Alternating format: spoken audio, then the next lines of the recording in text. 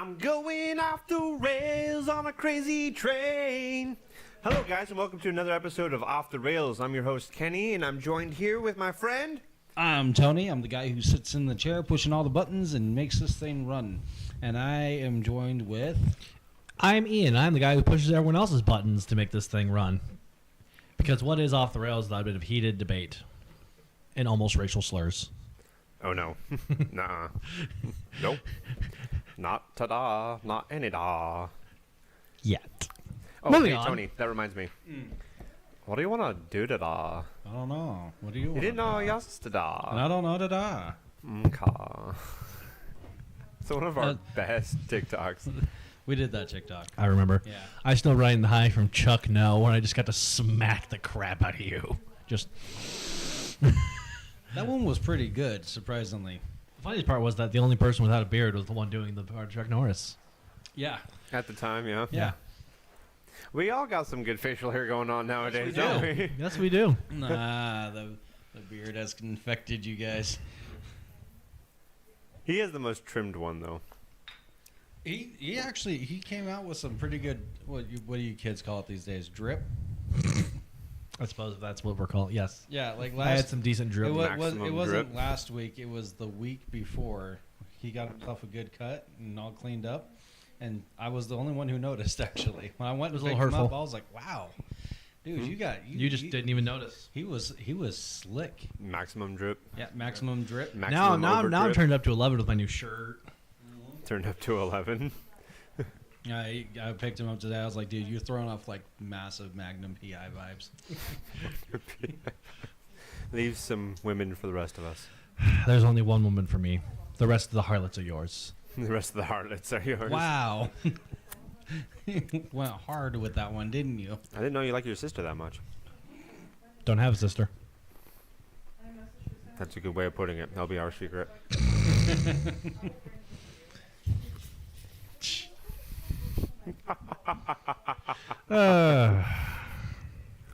So, Geopolitics, us, Kenny. geopolitics. Geopolitics. Politicking. Guess what happened Paula in the Tic Tacs. 2022? A lot. You're going to be more specific, dude. I don't know. It was a pretty lackluster year. I don't think you're telling the truth 2022. on that one. Check it. What do you think is the country with the highest population in the world? China. China. So get this. Getting in it. 2022, China lost its #1 position. Highest population in the world. Who took it? I want you to guess. Russia? Not even close. They got a lot of land. Belarus. You're Slap not him. allowed to talk anymore. Slap him. Belarus? Really? Yeah. Well, I know Tokyo is the most densely populated city on the planet, so I guess my next thing would be Japan. I would... That would be astronomical if Japan took Well, #1. I'm that just saying tiny they little already island. they have a couple islands they're named. Japan is the main one, but they have a couple other islands they control. So I was just saying, they already have the most densely populated city on the planet, so I wouldn't be surprised if they, especially with how tightly packed and like sardines they are over there, I wouldn't be surprised if they could just vertically stack people like that. But who? I'll give you a hint. It's one of those Eastern countries. Taiwan?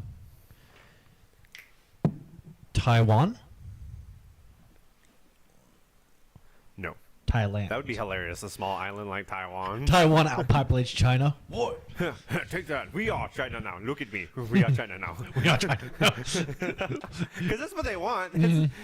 That's such a deep meme. Wouldn't that be amazing if instead of everything becoming China, it all became Taiwan? If Taiwan, with the help from us, Japan, and a couple other countries, took over Republic China. of Taiwan. The People's Republic of Taiwan, yes. No, here, I'll give you another hint. Okay. Thank you for calling the T-Mobile help desk. No, India? Yes.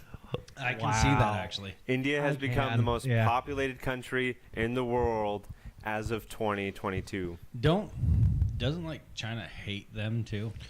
Well, China and India are kind of lukewarm. It's India and Pakistan who hate each other. India and Pakistan are Dude, that whole Kashmir region is just World War III about to start at any in point. 2020 and in 2021, they had the major issue with that India won't allow TikTok in their country because they have beef with China. Yeah, A lot but of it's people have it's beef not with as bad China. as it's not as bad as other countries. Like I- Montana. The white people's Wakanda. That's funny. I mean, yeah, the Dutton Ranch is white people Wakanda. So I hate it. China I'll go was there. overtaken by India because their population is actually declining. It's not because India is growing faster. It's because Chinese are China dying is faster. declining. Do you see I'm talking to you? We are the biggest country. I picked the wrong time. Munch, munch, munch, munch, Okay, munch. M&Ms. You really did. That was a really bad moment to have a snack. Just India's most crunch, crunch, crunch. I'm pretty sure, yeah, it's looking like the mic is picking that up too when you bite down on. ASMR featuring Kenny's eating M&Ms. So, why is China's population dwindling? Concentration camps, COVID, One-child starving their policy. people. Two-child. Oh, it's two-child now? Two-child? Two-child policy. Two-child policy. But I think there's several reasons as to why they're. I don't think we could narrow it down to just like one So, reason. The, Like a cumulative effect. the amount of people that Xi they're Jinping. exterminating within their own country Oh yeah. on their western front is horrific, first of all. There is Yep. state-sponsored genocide going on in China. Yeah. That Again, being said, yes, So the let's say two-child policy. That being said, no, let's just leave that there. Xi Jinping straightening a picture of Mao on his wall, just like you, Big Papa. I'm not apologizing. I'm not apologizing. All right. Anyways, The way that China went about trying to control its population density was that they instituted you can only have a child if you're married, and even if you're married, you can only have 2 children. mm-hmm. So, people for the most part actually didn't mind that too much. But with any country trying to institute a population control method, it ends up backfiring. Why are you taking long? Because I'm hearing myself echo in my ears as I talk. Oh, I'll take care of that. So it has backfired, and not to mention state-sponsored genocide, but. Now, there's a couple things that were nice being on top. Can you guys think of something that you two share in common that you love doing together that's kind of important to China being in control? I assume their domination of the cinema industry. Yes, I'm glad you picked up on that right immediately. Yes, China is the world dominating cinema faction because whatever China likes becomes wildly popular. They make a lot of money. At least they used to. Now they don't have that anymore. Oh no. Are we now Yes, going to have what Indian-sponsored happened- cinema? Globally, not domestically, but globally, if China liked a movie, that movie did really well. Oh god, is the world becoming Bollywood? Which is why things like when Maverick came out and they're like, we're not changing our movie so China could like us, it was a big deal. Yeah. That's the whole reason why I went and watched that movie. Yes. That was such a good movie. You remember you and I had that conversation because I was like, I'm torn between it because I don't like Tom Cruise as a person, and for that, I personally boycott him. But also, America. America. That movie was Oh, just like yeah. a 2-hour-long Navy, just ego stroke, just yes, I Tom Cruise. was. This is why we don't film ourselves. This, I did that specifically because we weren't Okay, filming. so we would be a little bit more restrained if we actually did film. You know what? I'm going to put it up on a poll now, just because of this. We will let the audience decide. Oh, hey, look, we have a person again. Hey, Ava, I need you to go into the live stream and then vote no live streaming. Ava, I'm going to need you to not do that. I need you to As vote a matter no of fact, against do the actual live exact- feed. Do the opposite of what he's asking you to do. No. Just throw something at them. That's what I would like you to do. Just throw something at them. Vote no. Don't. Yes, So vote don't no. don't vote. Vote yes. Vote No, maybe. vote no. Listen. Vote maybe. Listen. don't vote. Is there even a maybe option? No. Tony, there's a baby option. I There's a can no I can make option. one. You don't even have a maybe option? Dude, no, make I- a, make You know how indecisive some people make are? a maybe Ava, like maybe just quotations. You know what? Ava. You know what? Just make an option for her. I'll put that on there just for you. Just for me. Just for you, so that I way will- you I can will- get that. I will go on that. Okay. We appreciate I'll it. do this right now. Okay, but it's like a maybe no kind of thing. No. No, it's just gonna say maybe Just gonna parentheses say Ava. No. I'll go grab my phone and hop Start on. doing it right now. Here it goes. I'm telling you. Okay, bye, guys. People aren't too Bye. interested in seeing what's happening. They just want to hear what we have to say. I don't know. I watch a podcast fairly frequently called the Unsubscribed Podcast, and I actually make it a point to watch them because they are very funny guys. They have a lot of physical comedy in their podcast as well. Like the Fat Electrician. Mm-hmm. He's been on their podcast a few times. And he has this thing where every time he goes on there and there's a new person, he'll try to boop them, and so watching it to watch the boop happen, priceless. Or other things where just like I don't know. I feel like there's a lot of good comedy and especially like physical comedy to be gained with a video podcast. Bob 5, this is Rizzy 6. I don't know. I just think that there is, I mean, I don't mind it being an audio only, but I do think there's a lot of things that could be gained with a videoed podcast. But anyways, Kenny, as you were saying about India taking over the world. Yes. There, India done. will now have. Here's the thing, China. They're like a one-trick pony when it comes to movies. India. I don't know if you've ever seen an Indian movie. Dude, I avoid Bollywood at all costs. I've seen enough clips just to go, nope, I don't want it. The amount of intensity they put behind the smallest details in their They're movies, so dumb. it's hilarious. It's such a. But now hate it. India is going to control the cinematic world. Can we just Because go back to whatever America India controlling? likes is going to become wildly successful. Can we just go back to America controlling the cinematic world? America didn't never really control. We were just the main export of entertainment. There are certain things that are determined by the mass. Cinema is one of them. So if China likes your movie, you're going to do really good. China's still got a lot of people in it. Don't get me wrong. It China's does. population, as of right now, is still greater than both Europe, North America, and Australia combined. That's a lot of people. But India now is surpassed 1.4 billion people in population. That is ridiculous. There's a lot of people stacked on each other in India right now. Oh yeah, Like a lot. them slums be hitting different. It's kind of hard to go anywhere without bumping shoulders into someone. Have you heard the comedians who talk about doing shows in India and like Indian traffic and stuff and how it's just the most outrageous thing on the planet? Like, It just makes itself have you work. seen Gabriel Iglesias' whole bit on doing a show in India and how they No. just stopped in the middle of the road because a cow lay down an intersection? They just waited for 45 minutes for the cow to leave. It is sacred. Could you imagine doing that in Pendleton? Just cow on the road. Down the road. No, see, we got cowboys around here. That's And very for- true. And for a week, we do stop traffic because of them. Not because we parade them around, though. Or we revere them. I mean, I don't know. White boy Montana is all about the cowboy, so we do revere him a little bit. What can I say? They are the folk heroes of America. I mean, Japan has samurai. Australians have whatever Australians like. The Brits have, Dangerous animals, Australia. Yeah, Australia has And, dangerous they got animals. their kangaroos and koalas. Yeah, which will box you. the Brits have their, Koalas will box the you. Brits have their medieval No, they'll heroes. have, We have our what cowboys. do they have? Leukemia? What is it that all koalas seem to have? I thought it was chlamydia. Chlamydia. That's what it is. Oh, okay. Remember to self. Don't hit it. Don't hit it with a koala, or if you do, hit up with a doctor next Okay, day. So why do you need to make a note to yourself for that? You know what this reminds Don't me ask of? what happens on my off time, Tony. This is why you're not allowed vacation days. You guys have seen The Big Bang Theory, right?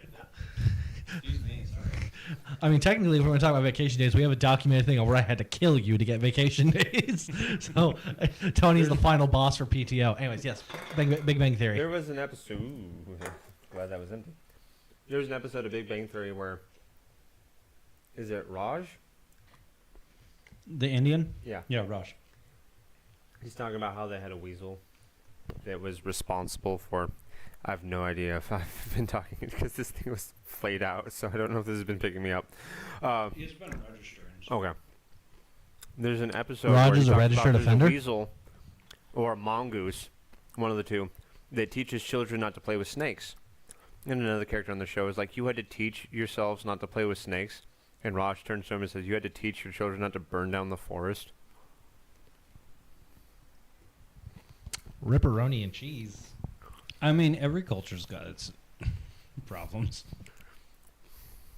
So, there you It's go. really dark. That's in what here. that reminded me of, that conversation you guys had. It just suddenly got really dark in here. Yeah, the sun goes down 24-hour period. I'm aware, Tony. Mm. I work for most of the time when the sun is down. I spend more time up when the sun's down than you do. Don't even come at me with that. I Also literally true. do. I could feel you going, no, you don't. He I really does. I wasn't gonna say that. No, you don't. Because how am I gonna argue with the guy who works graveyard shift? I was about to say, go ahead. Go ahead. Do it. Do it. What are these history facts you got for us, Ian? So, y'all ever heard of Tokyo Rose? Tokyo Rose? Tokyo Rose. Negative. Can't say I have. Okay, so in World War II, Of course. what does that mean? Of course. Of course. Can we have the fan pointed towards us? Or a little warm. Oh, there's one over there. Thank you. So World War II, the Axis, specifically Germany and Japan, had these radio operators who would go on Allied airwaves or broadcast on their own airwaves, and they broadcast radio shows to like demoralize the troops. Like there was Axis Sally for the Germans, and then there was Tokyo Rose. However, Tokyo Rose is a kind of like a conglomeration of all of these different, because there were several different women on both who did it.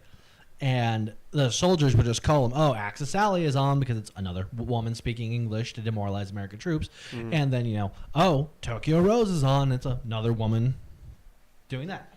Well, World War II, Tokyo Rose was a woman who got stuck in Japan because she was born in California. She went over to Japan only a couple months before World War II started because she was going over there to take care of her sick aunt. And then Pearl Harbor happened. She was trapped over there. Thing is, her parents wanted her to be very American, so they didn't teach her how to eat with chopsticks. They didn't teach her, because her family were immigrants from Japan. She was born in America, but her parents, like fresh off the boat, immigrants. Her parents didn't teach her to eat with chopsticks. They didn't teach her a lick of Japanese. So she's over here living in Japan, taking care of this sick woman who doesn't speak a lick of Japanese in the 1940s. Not the greatest time for her. So the Japanese come to her because they realize that, American in Japan, World War II, there's a bunch of Americans trapped in Japan when World War II started. But they're like, hey, revoke your U.S. citizenship. She was like, I'd rather not. And so because normally with guys, they would take them to this like housing project they had for all the Americans in Japan during World War II. But because it was mostly guys there and they didn't really want to just throw a girl in with all these dudes, they're like, okay, so we're not going to arrest you, but because you refuse to revoke your citizenship, we're going to not give you a ration card. So you're just going to have to starve to death.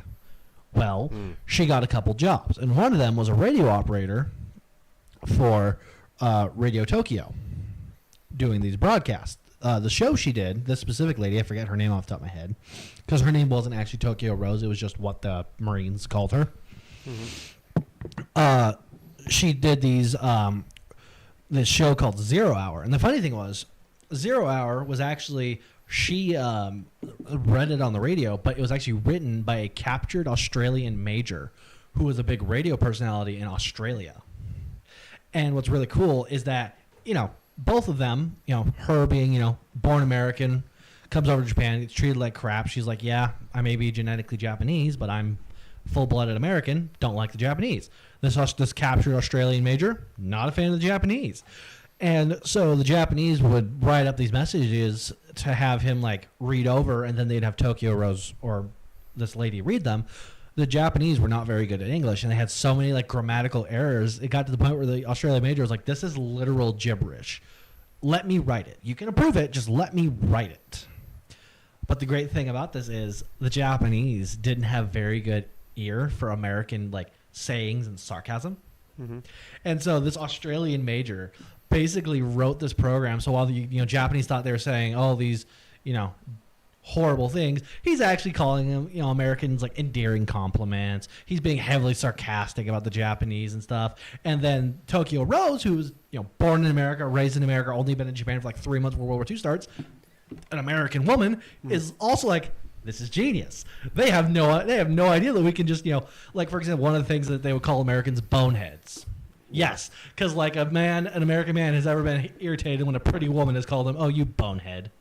Or Those boneheads. especially because they're dealing with Marines, one of the things is one of the often insults they call them is orphans. And, all the Marines would laugh about it because, we're orphans.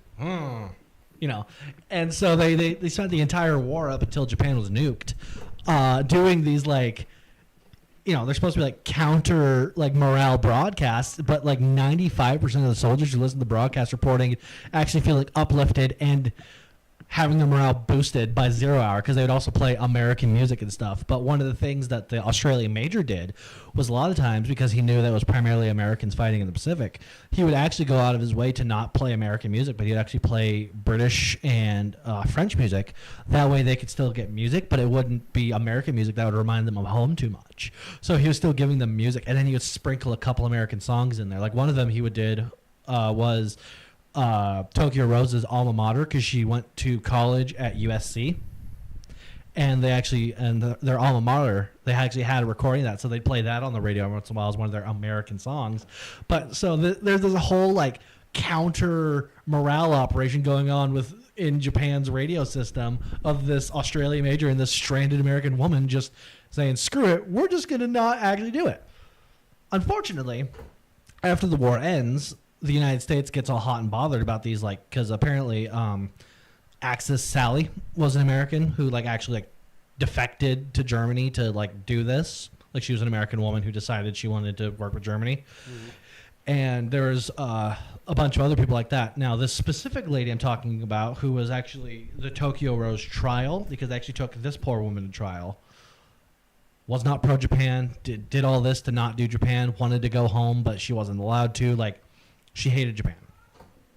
So after the war, she got married over there to another displaced guy. I think he was French. His name was Philippe. Or Felipe or something. Felipe. Something. He was like this half Japanese, half European guy who was over there working, and he got displaced as well. So they're living there for a while, and her identity is kind of found out, and it's kind of, she's like a local folk here with all the soldiers. They come up, ask for autograph because, Tokyo Rose, she was doing all this for us during the war. So all these Marines that are on the island, like, hey, can we get your autograph? We really liked your 0 hour show. The U.S. State Department has a real bug up their butt about her because they think she's a traitor.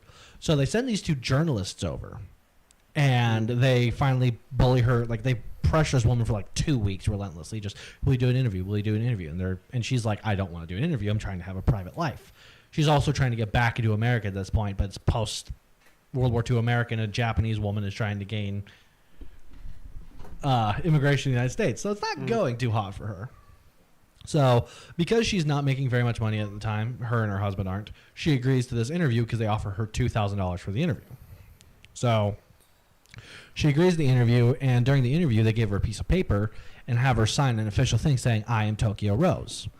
She just did that because she thought it was like a gag almost, because it's well known that it was multiple women who did the broadcast, and just she was the only one that they really found. And little does she know, that's actually what the State Department needed to arrest her and extradite her. So at first, they arrest her and have her put in prison in Japan, and she's there for like 5 months. They treat her horribly there.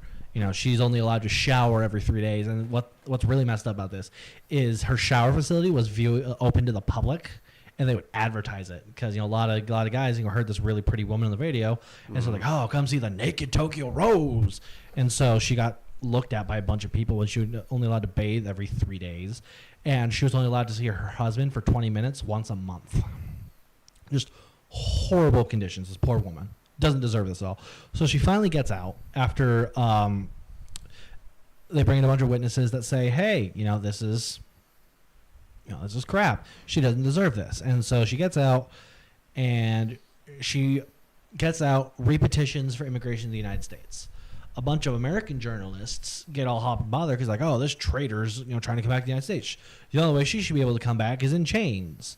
So they arrest her and extradite her to America, where she then spends a bunch of time in jail, going back and forth from jail to the courthouse, where a bunch of, like, it was like a 3-to-1 of the witnesses were like, she was great. She didn't, she was charged with 1 count of treason at the end of this, but she was like hit with like 10 charges of treason, and she beat 9 of them. And the only thing they got her on was that after one of the naval battles, all she said was some boat sank. She didn't specify whether it was American or Japanese. She didn't say any names. And the prosecuting attorney was like, well, we know she meant American. So, obviously she was giving information to the enemy. That makes zero sense, but the judge, it's later revealed in interviews and stuff that the judge who presided over this trial went in with bias because he thought she was guilty. And a bunch of the witnesses were Japanese that were flown into the United States for this trial. And at the time of this trial, they spent $750,000, which was the most that had ever been spent on a trial in the country's history at that point. And the trial ended initially with a hung jury. And the judge said, we did not just pay $750,000 for a hung jury. You guys need to decide guilty or not guilty. And so they sent the jury back, and the jury eventually, with some outside pressuring, decided to vote guilty. And so she was sentenced to 10 years in prison for 1 count of treason. That she was then got out after 6. However, they denied her husband immigration into the country. So after they got out, they divorced. And she never saw her husband again after she got out. Also, between the first time she was locked up and the second time she was locked up, she had a child that immediately died the day after. So this woman's had a great life thus far. And so she spent the rest of her life in really quiet solitude, with a lot of people petitioning the president, to pardon her. They also went to the director of the FBI, J. Edgar Hoover, and were like, hey, this woman doesn't deserve this. Finally, Gerald Ford, one of the last things he did in office was issue a pardon for her. And so she was able to be pardoned, and she died in 2006. And according to those who knew her, she lived a very quiet life with her family and was not very bitter at all. And it's like, I respect her a lot for everything she went through and the fact she did not end her life as bitter as I would be in her scenario. Mm-hmm. And I just think that's a really interesting story of World War II, of this poor woman who was literally trapped in Japan, did everything she could to help us, and it got railroaded by us after the war because, Japanese woman. So I just thought that was a really interesting piece of history. That is frustrating. Isn't it? But that's also a really interesting story of how this Japanese woman who's this American woman who was Japanese in origin, and this captured Australian major just decided to troll the Japanese military by making this almost counter show where all they did was try and uplift American spirits, because that it went out primarily to the Americans in the Pacific. So that's my history bit. So whoever wants to take her What here, you go got ahead. going on there, bud? I'm just following up. Oh, yeah? Yeah. I think it's Taking Tony's Taylor's turn to place, talk. Are you? No, because he's still There actually was- doing things useful. There was not much that I could add to the conversation. I was answering. David jumped into the chat. Hi, I David. answered him through the chat. What did he So, say? Tony, what is your topic? Well, what did David say? He just said, you guys love discussing international conflict, to which I replied, Kenny wants to provide some education to the show. He said, I figured, it'd be nice to hear some other topics. IMO. Some other topics. Well, Yeah. I'm always and forever going to provide geopolitics. We do provide other topics. We spent like Yeah. half an hour last week debating which character we were in which form of Yeah. fiction. Yeah. And then usually we bring up movies.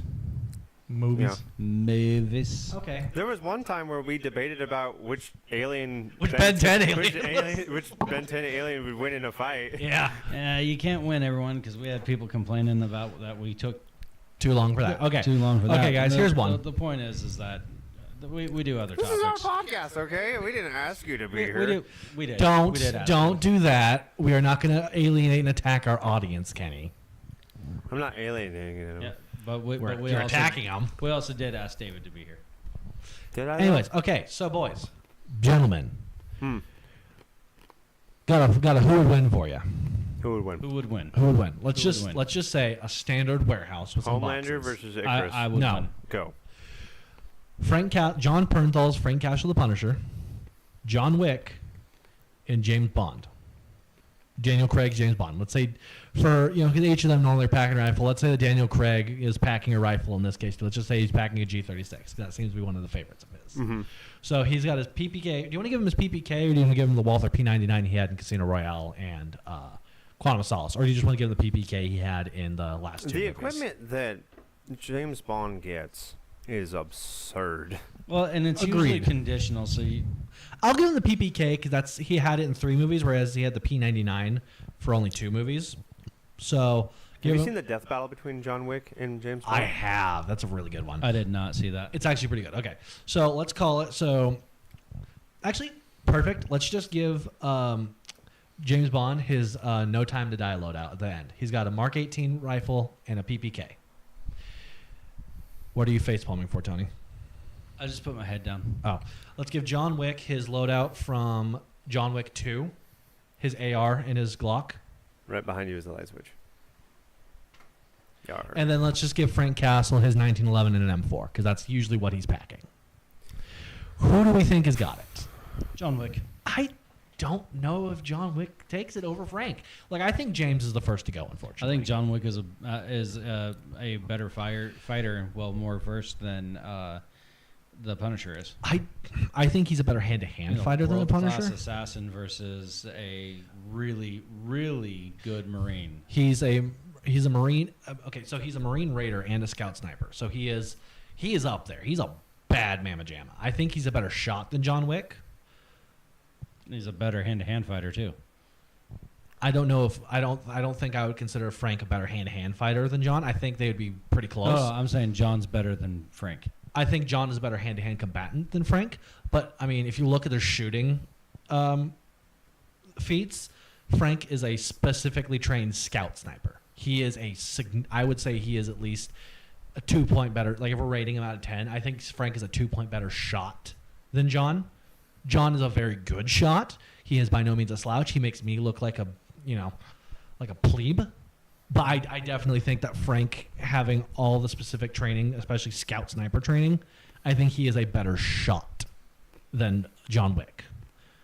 Because you look at a lot of John Wick's fights, they are very close up, and they immediately, and a lot of times they go into grappling.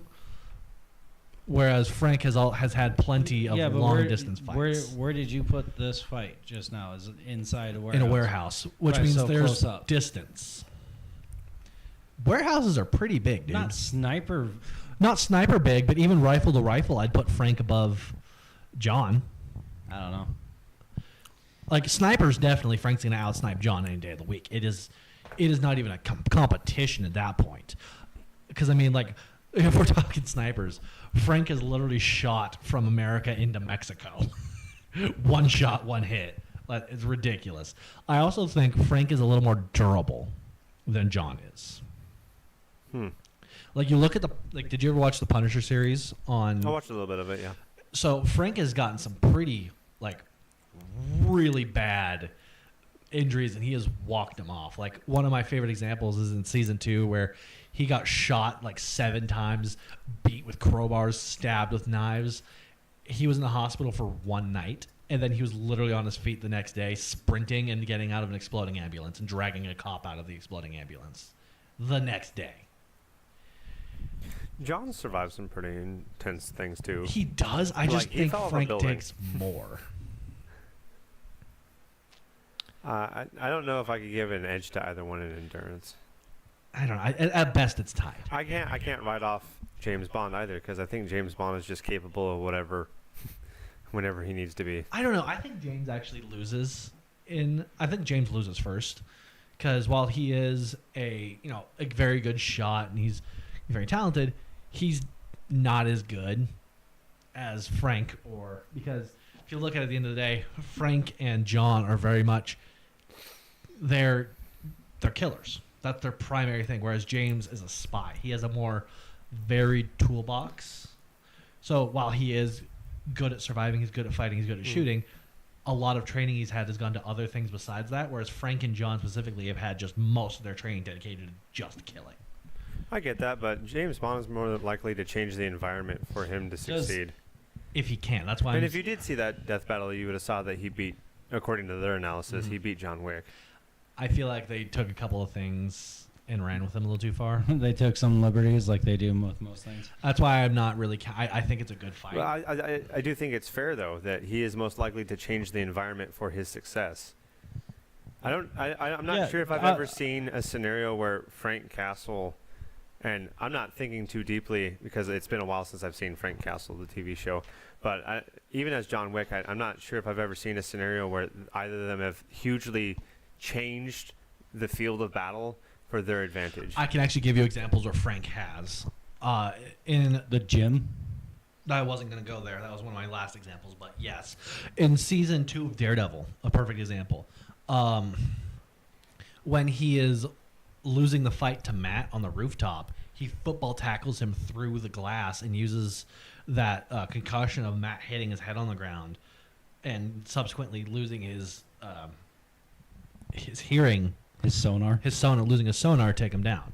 Or other points where season 1 of The Punisher, when they're raiding his hideout, he starts blowing stuff up and vastly changing the environment via explosion to be more advantageous to him using traps and other things.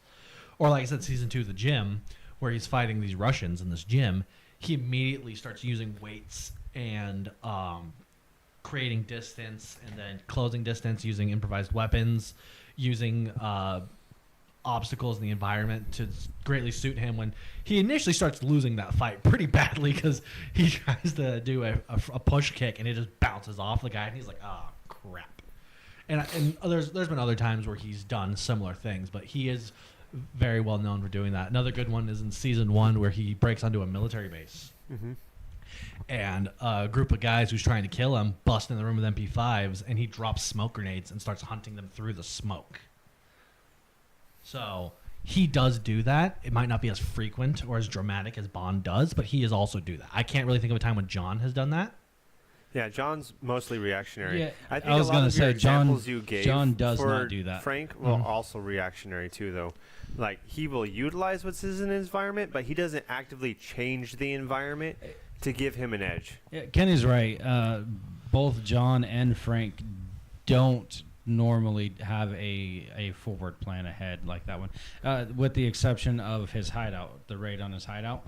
That was a remember the Alamo type moment, but 95% of the time Frank is reacting to what is going on around him, and he will manipulate the environment to fit whatever the need is. It's kind of like our friend gear or situation dictates gear. Situation dictates here. Yeah. One thing he did in season 2 of Daredevil is he did do a lot of planned attacks, like that hit on the Irish where he drew them all into a room and gunned them down, or that time he hit the cartel and hung them from meat hooks, which is still one of the most metal things I've seen in a Marvel property ever. That was so cool. Or how he hit the biker gang. David chimes in. John's an assassin, where Frank is a one-man army. Frank specializes in mobs, where John Wick specializes more in one-on-one fighting. I'd give it to Wick based on their characteristics because they are pretty even. I'm going to agree with the exception that I do think that John Wick actually could do mob fighting. Yeah, he's demonstrated it. Yeah. He's done some mob fighting, but Frank is a significantly better mob fighter. And I guess I don't that's know where the about that. wording. I guess that's where the wording comes into. He Like John Wick specializes. eliminated all competition in one night. Yeah, but he did it through separate engagements. He didn't just line him up and knock him down in one fell swoop. He went from place to place to place to place. I Well, will call there it was one fell the- swoop if it's one night. Hold on. Okay, but- what about the Coliseum? I think the Coliseum is almost. I don't know if that counts because it was a mob, but it was Go ahead. several smaller engagements. He would choose choke points, and he would pick. He didn't just kill them all at one time. Right, He picked them off a couple at a time. Yeah, as he there were made them civilians chase in them. there. And Frank winds up doing the same thing where he gets choke points. That's fighting the mob. Except is creating choke points. He's also not. The warehouse with Jigsaw's men. There was no choke point there. He just bulldozed through them. The prison, where it's his bare hands and what he could pick off the dead prisoners. Yeah, He bulldozed through them. the prison itself was the choke point. It was a hallway fight scene that creates. Except there was multiple times where he's fighting 2 or 3 guys as one guy grabs him and another guy's attacking him. So it's Well, not like he's and fighting then one the- at a time with choke pointing. He spent most of his time in that one hallway, and it was a very wide hallway. It wasn't like it was a 2-man wide. Oh, it was like a 4 or 5-man wide hallway. Yeah, but I mean, Wick did the same thing. Yeah, I'm not sure if there's anything that Frank's done that Wick hasn't demonstrated in some capacity. And if you're gonna go with a usual loadout, Wick has his bulletproof suit. which is absurd. It is absurd. It is Frank quite his literally. best. It's quite literally woven out of plot armor. I know. It's plutonium. Plutonium. I like that. That's good. I'm gonna keep that one. I do think that's a little ridiculous, but I mean, but it's part of It is. But it's the same thing we have to give to James Bond. His gear is ridiculous.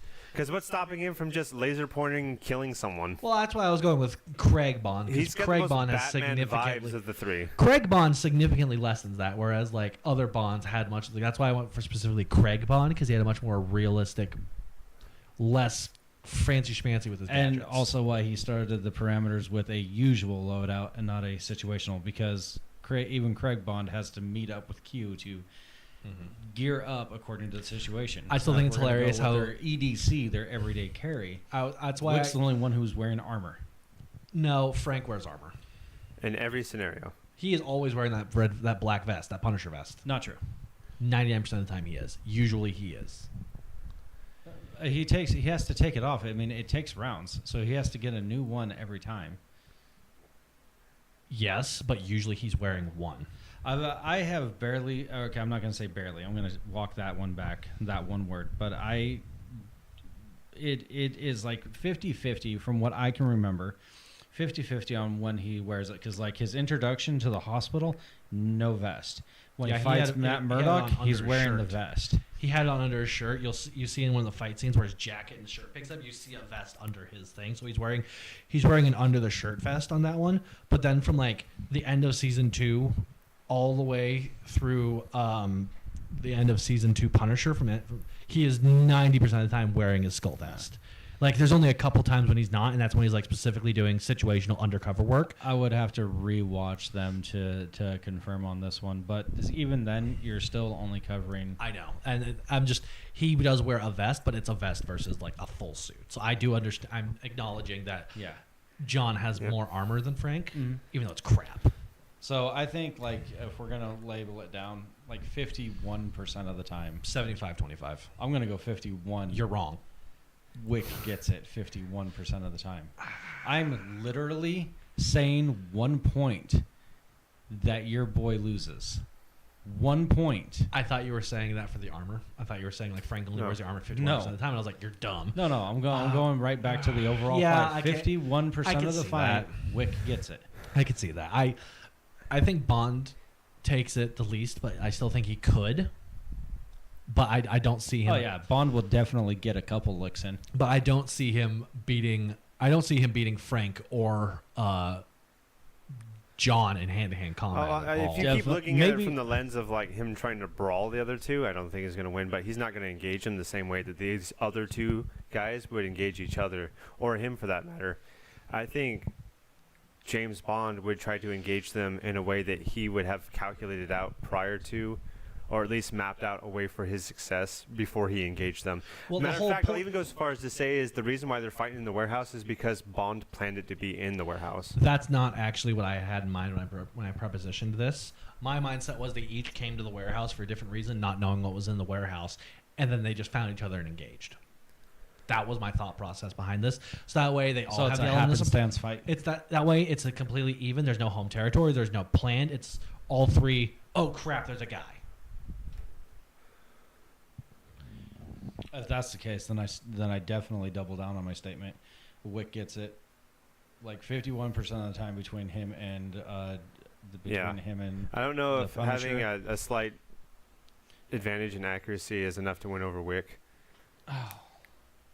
He is so good at literally any terrain he's in. specifically reacting to it, and really, there's no reason to doubt him. And even if it's in a warehouse, He once killed men. With pencil. Three With men pencil. with a pencil and a And- bottle. Who does that? And John beat 3 knife wielding people by wrapping his arm in a leather belt. Not just 3 men, 3 assassins. Those were former military assassins too. Okay, with pencil. And Frank beat them with a belt. They have gun. He have pencil.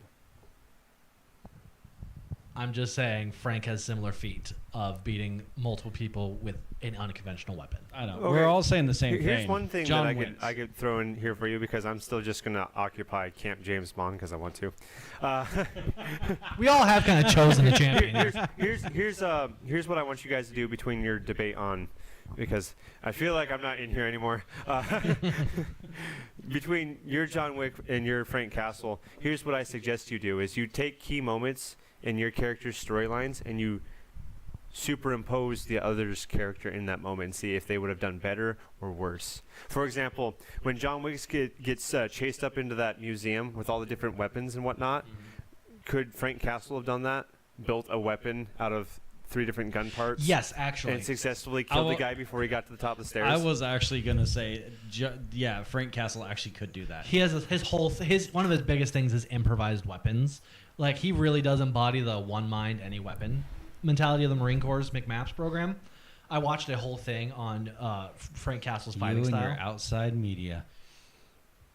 Anyways, and like an actual professional martial artist reacted to this and like broke it down why he fights the way he does, and like so I do 100% believe Frank could do something of a similar nature to that, especially considering that I would argue he has just as much gun knowledge as John does, because guns are his thing.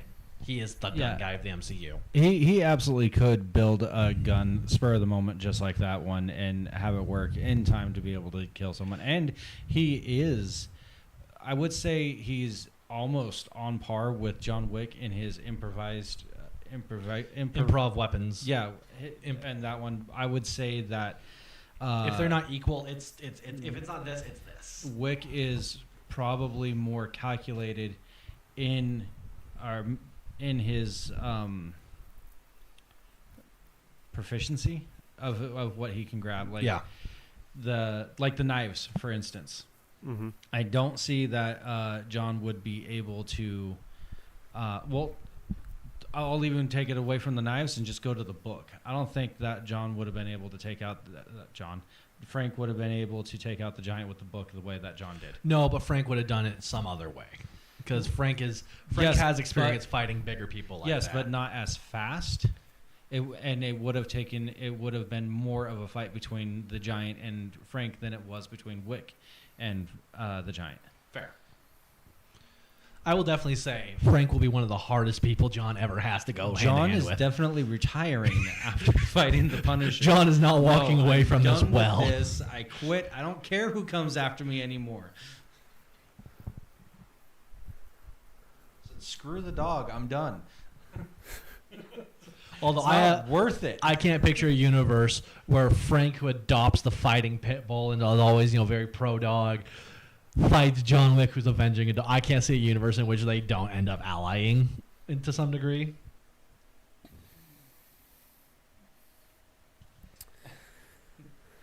I think we just came to an agreement. I think that James Bond would probably hang back, if not retreat, Okay. and probably build a trap I can see that. So, and ensnare one of the two. He's definitely ensnaring John. He's in all the media that we've seen of him. He's been one to spring run headlong traps. into things. Yeah, he springs a few traps. So, I'm going to take this and go, okay, this is pretty good. I'm going to pull these 3 out. I'm going to put in a new 3. Tyler Rake from the Extraction movies. Okay. Jason Bourne. Those are not the same level. And Those are- Jeremy Renner's character in the Bourneverse. I don't know too much about Jeremy Renner's character in the Bourneverse. He had one appearance in the Bourne Legacy. I watched all of them, And it was a scary appearance. He shot a UAV out of the sky with a sniper rifle. He throws down a build kit, puts together a rifle, and then shoots a predator drone out of the sky as it swoops low to drop a bomb on him. Yeah, because who needs to do like zeroing rounds or anything. Well, and that's the thing with the Bourne universe, the Bourniverse, if you will, is that these are chemically altered super soldiers. Quite literally, that was the whole reason why they wanted Jason Bourne, was because he was the one super soldier that didn't need to have to take his regiment. They took people that could physically withstand the punishment that their bodies would be taking, but were IQ low, and then they would give them chemicals, pills and things like that to alter their mental status and have it go. The fever that Bourne Jason, the fever that he suffered when he first got shot by the ambassador's bodyguard on the boat, somehow infused the chems into his DNA, making the effect permanent. And that's why they wanted him. Jeremy Renner's character, which I forgot his name in the movie, Jeremy Renner's character is running low on his chems. They deleted the Bourne program, right? Treadstone. They've deleted Treadstone, so they're eliminating all the assets. He's one of them. So he's fighting to survive, and he kidnaps one of the scientists that were working on the Treadstone project, Blackbriar, which is one of them. That's the one that they did all the chemicals with, and found out that the fever, if they can get it at the right calculations, the fevers will actually create a permanent effect. So by the end of the movie, Jeremy Renner's character undergoes the fever, making the effect permanent as well. Okay. I'm going to pull the Bourne guys out because they're obviously in a different realm. I'm going to substitute in two more guys. So we got Tyler Rake, Chris Hemsworth from Extraction Series. Whoa, what? David has entered the chat. David has entered the chat. I think we need some context. Did Frank or Bond kill Wick's dog? Oh. I don't think any of them killed the dog. I think that warehouse was just another step on the list. Frank did not kill the dog. Frank would never. Now, Bond, on the other hand, and if that's the case, Bond definitely is not coming out of there alive. So, I don't know. they'll both get him. Castle and Wick. They'll team up. Revenge for the pooch. So, Tyler Rake, Liam Neeson's Brian Mills from the Taken franchise. I'm trying to think of a good third one. Oh. You didn't even have the question formatted before you asked it. And Ethan Hunt from the Mission Impossible franchise, Tom Cruise's character. And That's actually a pretty close one. what, fighting to the death? Yeah, same thing. Because Warehouse standard loadout. So we're gonna give Ethan his Mission Impossible 3 loadout, which was a Beretta and an MP5K. So he's got a subgun as his primary. Then let's give Tyler his Extraction 2 Have you loadout. So seen just Extraction? I haven't seen Extraction. So you have Tyler's. No, I haven't seen Extraction. We only did a whole skit over it and talked about one of the most important Oh, that's scenes right. ever. We did. We tried to, anyways. But yeah, you're right. I'm sorry. So let's give give Tyler M4 Glock. Pretty good. I was gonna say, so you have Tyler's feats then, right? Yeah, I understand what he can And do. then He's not a particularly, impressive guy. I feel a little bit bad not giving Brian a rifle, but I can only think like 2 times when Brian had a rifle and it He was was proficient.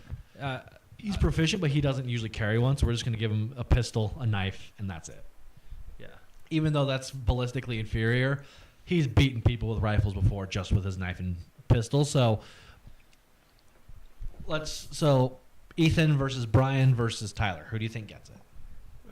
This isn't doing a whole lot of adjusting for Ethan because Ethan's not just a brawler. That's why I threw him in because he's Neither a is wild card Brian. like Bond was. Brian Mills is not just a brawler either.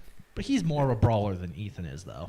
Yeah, but the idea is that these guys are really good at what they do, not because they're really good fighters, it's because they know how to work things. Exactly. So that's why I'm throwing them in against Tyler, who is purely a brawler, just to kind of give them something. Because What's the environment like? same thing. Warehouse.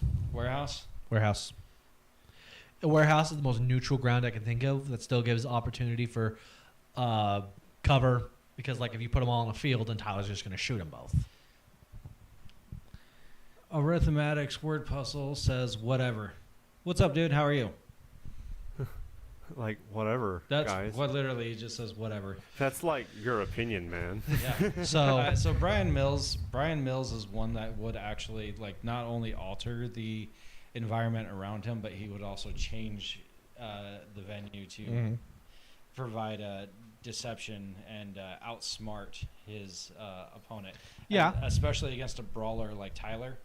I think that his short precision strikes would be able to disorient enough to where he can get some shots off. I don't know if he could take. I don't know though, because like No, we've seen Tyler take some pretty rough hits, and like especially like I'm referencing that knife fight he won in India against Randy Puda's character. There was a lot of short, hard strikes in there, and he still pulled out the victory on that. Yeah, but I mean those are like cuts and slashes on the Not things. all of that. He also took some pretty massive fall damage. He got hit by a car, Yeah. and he walked it off. Yeah. And he did and that was a beginning fight movie, and he did the rest of the movie, including that ending fight scene. And then they Rock both and get roll shot by the bartender, who is actually Ethan Hunt in disguise. Like, Haha. it's hard to say no to that because that's literally his MO. Well, I mean they're in a warehouse, That's why I so if gave there's a Ethan a bar specific in the loadout. yeah, but warehouse. the thing is there though. It could be like a warehouse worker. You don't know who he is. Like for a guy that's called in his universe Manifest Destiny, that's kind of hard to argue against. Yeah, I don't know. I think I do think that Brian could take Tyler because it's fine. You can disagree and be wrong all day. You. You just act like your opinion is law. It is. It's not. The short nerve strikes and everything like that. Not to mention that he was just like, well, not just like Tyler, but he was a governmentally paid assassin. I mean, he's literally tracked people down across the world and dismantled entire mob families from the ground up. He was kidnapped and then rescued himself, his ex-wife, kept his daughter from being kidnapped while he was kidnapped, and then walked through hundreds of people. And they were all brawlers too. Yeah, but And none he- of them were on Tyler's level. I don't think Tyler's on the level that you think he is. I'm thinking of like all he has done, all he can do. Did you watch all 3 movies? There's only 2 Extraction movies. No. Taken. Taking all. Yes, I watched all 3 Taken Taken movies. I don't think Tyler would do as well in the Taken movies as well as what Brian Brian. did. I agree that I think he would have done it differently. I don't think he would be nearly as successful. I think Brian would outsmart Tyler. That's what I'm thinking. He would outsmart him, and he would be able to beat him that way. That's why I said most of the strikes would be used for disorientation first, and then he would kill him. Because Brian is smarter than Tyler. I'll give you I also that. think Tyler's more likely to fall for Ethan's tricks than Brian is. Considering that they're both spies, I agree. Yeah, I think Ethan's more likely to trick Tyler than he is Now, to trick Brian. Ethan versus Brian, It would be a shadow game. I'm probably going to give that one to Ethan because if It depends on what gadgets Ethan has. I'm not Ethan even is talking very about the gadget dependent. I'm not even talking about the gadgets. You go ahead and take the gadgets out of it. Ethan is, he is younger, all right, and just as proficient. I think he's actually a weaker hand-to-hand fighter than Brian is. Because I referenced the bathroom fight with Tony Jaa, Mm-hmm. and then the fight with August Walker. And You then- can't do that if you're saying that Ethan is in MI3. You can't use a Fallout for that one. I was using him at his best to try and reference how he's still, even at his best, he's not as good as Brian. Yeah. Well, I don't And know. I was saying his MI3 loadout. I was just using that for guns. Oh, my bad. I misunderstood you. At his best, he still was. He was barely keeping up with either of them, and I would credit August Walker along Tyler Rake level of skill, especially where hand-to-hand combat goes, because they're both really big brawlers. And Ethan was struggling to keep up with August at the end, and Ethan is also struggling to keep up with either of them in the bathroom fight. Oh, sorry. Go on. So This will be after this. I think maybe Ethan is a little bit more in his toolbox and a little more crafty than Brian, but I do not think he's as good of a combatant as Brian. Okay. that is just me as someone who that's what I look at in movies. That's fine. Like I said, I do think that Ethan could take Brian, but I'll concede to what you say on it because I don't know as much about Ethan as you do. Yeah, I've seen all of the movies, not just a couple. Yeah. And Mission Impossible 6 is one of my favorites. It is such a good movie. Which one was that? Fallout. Fallout was good. Fallout was, in my opinion, the best one they made. Have you seen Ragnarok? Yes. Have you seen that alleyway scene where he's fighting the two guys with weapons in the little shoulder width alleyway? He's Wait. surrounded on both sides. Wait, what are you talking about? Which Ragnarok? Mission Impossible? Oh, the new one that just came out. Yeah, Ragnarok. Have you seen that? No, one? I have not seen No, that one. You said Ragnarok, and I Maybe immediately thought Thor. of Thor. Thor. I was like, the what does last that have Mission to do with Impossible movie is this? called Ragnarok. He fights two people. One of them is a established assassin, and he fights both of them in a shoulder width alleyway. Like this is a very congested space. There's fences blocking him in, and two people on either side of him. And they have weapons, and he beats both of them. One of them being an assassin, right hand of the main villain. Caesar versus the Stone Monks. Caesar in the Stone Staircase against the Were Ravens. Yes. So I've seen Ethan do some incredible victories, and he didn't kill them. He purposely left them alive. And that is Ethan, like on his downward slope, near retirement. Yeah. So I do want to see that movie at some point because it was out of It's a theaters. great movie.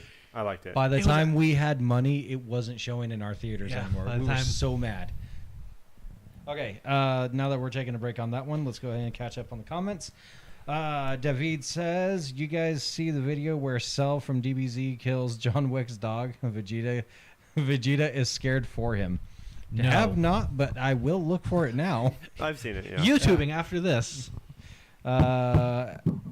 Arithmetics word puzzle just gives us a thumbs up. Nice, thanks. And David comes in with a made it to the finals in a Rocket League tournament. Guess this stream is good luck after all. I am so glad that we can help you win because that's Yar. not what we're I here didn't for. realize But hey, he we'll take took it. Rocket League so hard. Oh, he is like hardcore into Rocket League. Oh dear. Every time we play, he gets mad at me because I don't know how to play, and so I just basically like run the. I am the thug in the Rocket League field. I just try to hit people because they can't kick the ball if they're dead. Oh great. My brain is thinking of a bullet train scenario, but I want to put all these characters we talked about on a train. All 6, 9. We said 9. Oh. We only did 2 matches of 3, and I took the Bourne guys out. I was gonna say because it comes down to the Born guys. That's a scary thought. All 6 of those guys on a train trying to kill each other. That's a scary. Okay, all 6. Who gets it? Onto that bullet train. Yeah, but some of them are espionage characters. I was gonna say, And there's also more options on the train for espionage things than just a warehouse. so That's a very difficult scenario. That's why I asked it. You 'Cause I don't know wanted when to traps pop. get sprung. the espionage guys are definitely gonna hang back. Yeah. The They're run and gonna gun let- guys are going to Run and out, gun. They're going to out themselves, and the So- espionage guys are going to take them while they're busy. So then I working on their guess enemy. while Brian, Bond, and Ethan are hanging back, I'm assuming at this point Ethan is wearing a mask and is pretending to be like Yeah. that. Yeah, he's pushing the cart. That's what he is. He's got the bottle of water. We got Frank, Tyler, and John. Just who do you think takes out Frank, Tyler, and John on that train? Frank, Tyler, and John. It's I ridiculous. I think Tyler's getting taken out. Unfortunately, as much as I like Tyler, I do think he loses first, and then I think it just truly becomes Tyler is probably getting taken out by Frank, Yeah, and then Frank and John are going to be taken out by Brian and I think at the end of the day it comes down. I would say both by Brian, but systematically. I can And see then that. and then at the end of it, probably Ethan is going to take out Brian, and then it comes down to Ethan Bond versus Bond. Hunt. So it really comes down to who I don't takes know it. if Bond v. Brian Hunt. could take down both Frank and No, John. isolating them. Oh yeah, I get that, but like, there's a difference between being like super experienced and well versed and taking people down, and then actually succeeding in taking down John Wick and Frank. Especially with how He's much gonna need armor more than just being John Brian. has.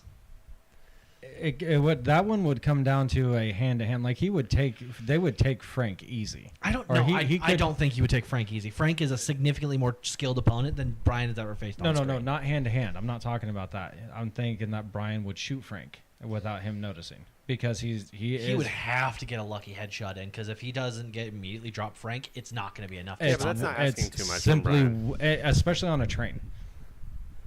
Brian Mills is accurate as well as anyone. He is super accurate. He's in a confined space with very little cover. I think that's a lot to ask him, Brian. But I think He got a headshot while driving on a motorcycle, and someone getting away on a boat. Okay, that is not confined feet. But if we're gonna just pull out He random doesn't need a feats. confined feet. That's extraordinary. Okay, and Frank shot a dude in another country. Wait, But what he's talking about is that Frank's already outed himself as one of the guys that needs to be killed. And Frank Brian doesn't know what hasn't. Brian looks like or that Brian's even an enemy. This is already an And advantage his- to Brian. The advantage goes to him, and he conceals. He is a master in waiting till the right time to kill. Okay, fine. Brian kills Frank. Like, Frank would have to have a trap that he falls back on in case someone else comes in that he wasn't tracking. Alamo scenario. Okay. But even at And- that time, I don't see a scenario. I don't think I've ever really seen a part where Frank, Tyler, or John have dealt with somebody that disguises themselves and then just takes the fun out of it and kills you outright. But Ethan, on the other hand, is kind of a show-off because he's more than likely Ethan to, is Ethan. Well, he's more than likely to take them alive, all of them. and that's kind of the reason why I said that it would come down to either Bond or Ethan, because I'm not saying that Brian Mills is.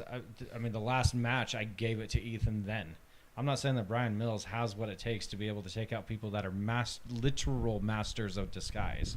Mm-hmm. I truly then think it comes down. Okay, so then who we've circled back. We Who are takes it? not on Twitch right now, Bond or Hans? David. I am still working on a dual stream technology that actually works and that I'm proficient with first. It depends on whether or not. Yeah, I don't know. This really comes down to who out-prepared the other one. Agreed, because they both have ridiculous gadgets. They both have really good training. They're both master marksmen. They're both pretty tough. Although I'd argue Ethan is a little tougher in the durability department than James is. I think he improvise. I think he's able to improvise more than because, like, in what was it, Rogue Nation, he was bare bones. He had nothing, whereas Bond has not quite. I mean, there was Spectre, but even then, he still had Skyfall, Skyfall. the ending fight where he retreated to the Scottish Highlands, and he literally beat down Silva's forces with a sawn-off double barrel and the 2 mags he had for his PPK. And then he put gunpowder and light bulbs and stuff. Like, Bond really showed his, like, scrappy side at the end of that fight. And then he picks up one of their 416s and uses it for, like, a couple seconds before it's out of ammo.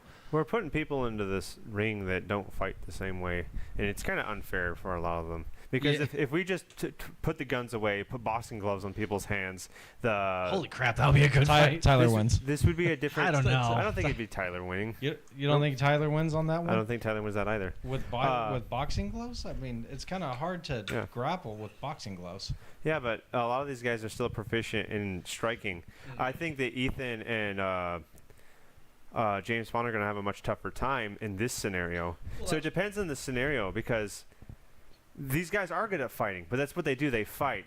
They're not trained in all aspects of hunting a target.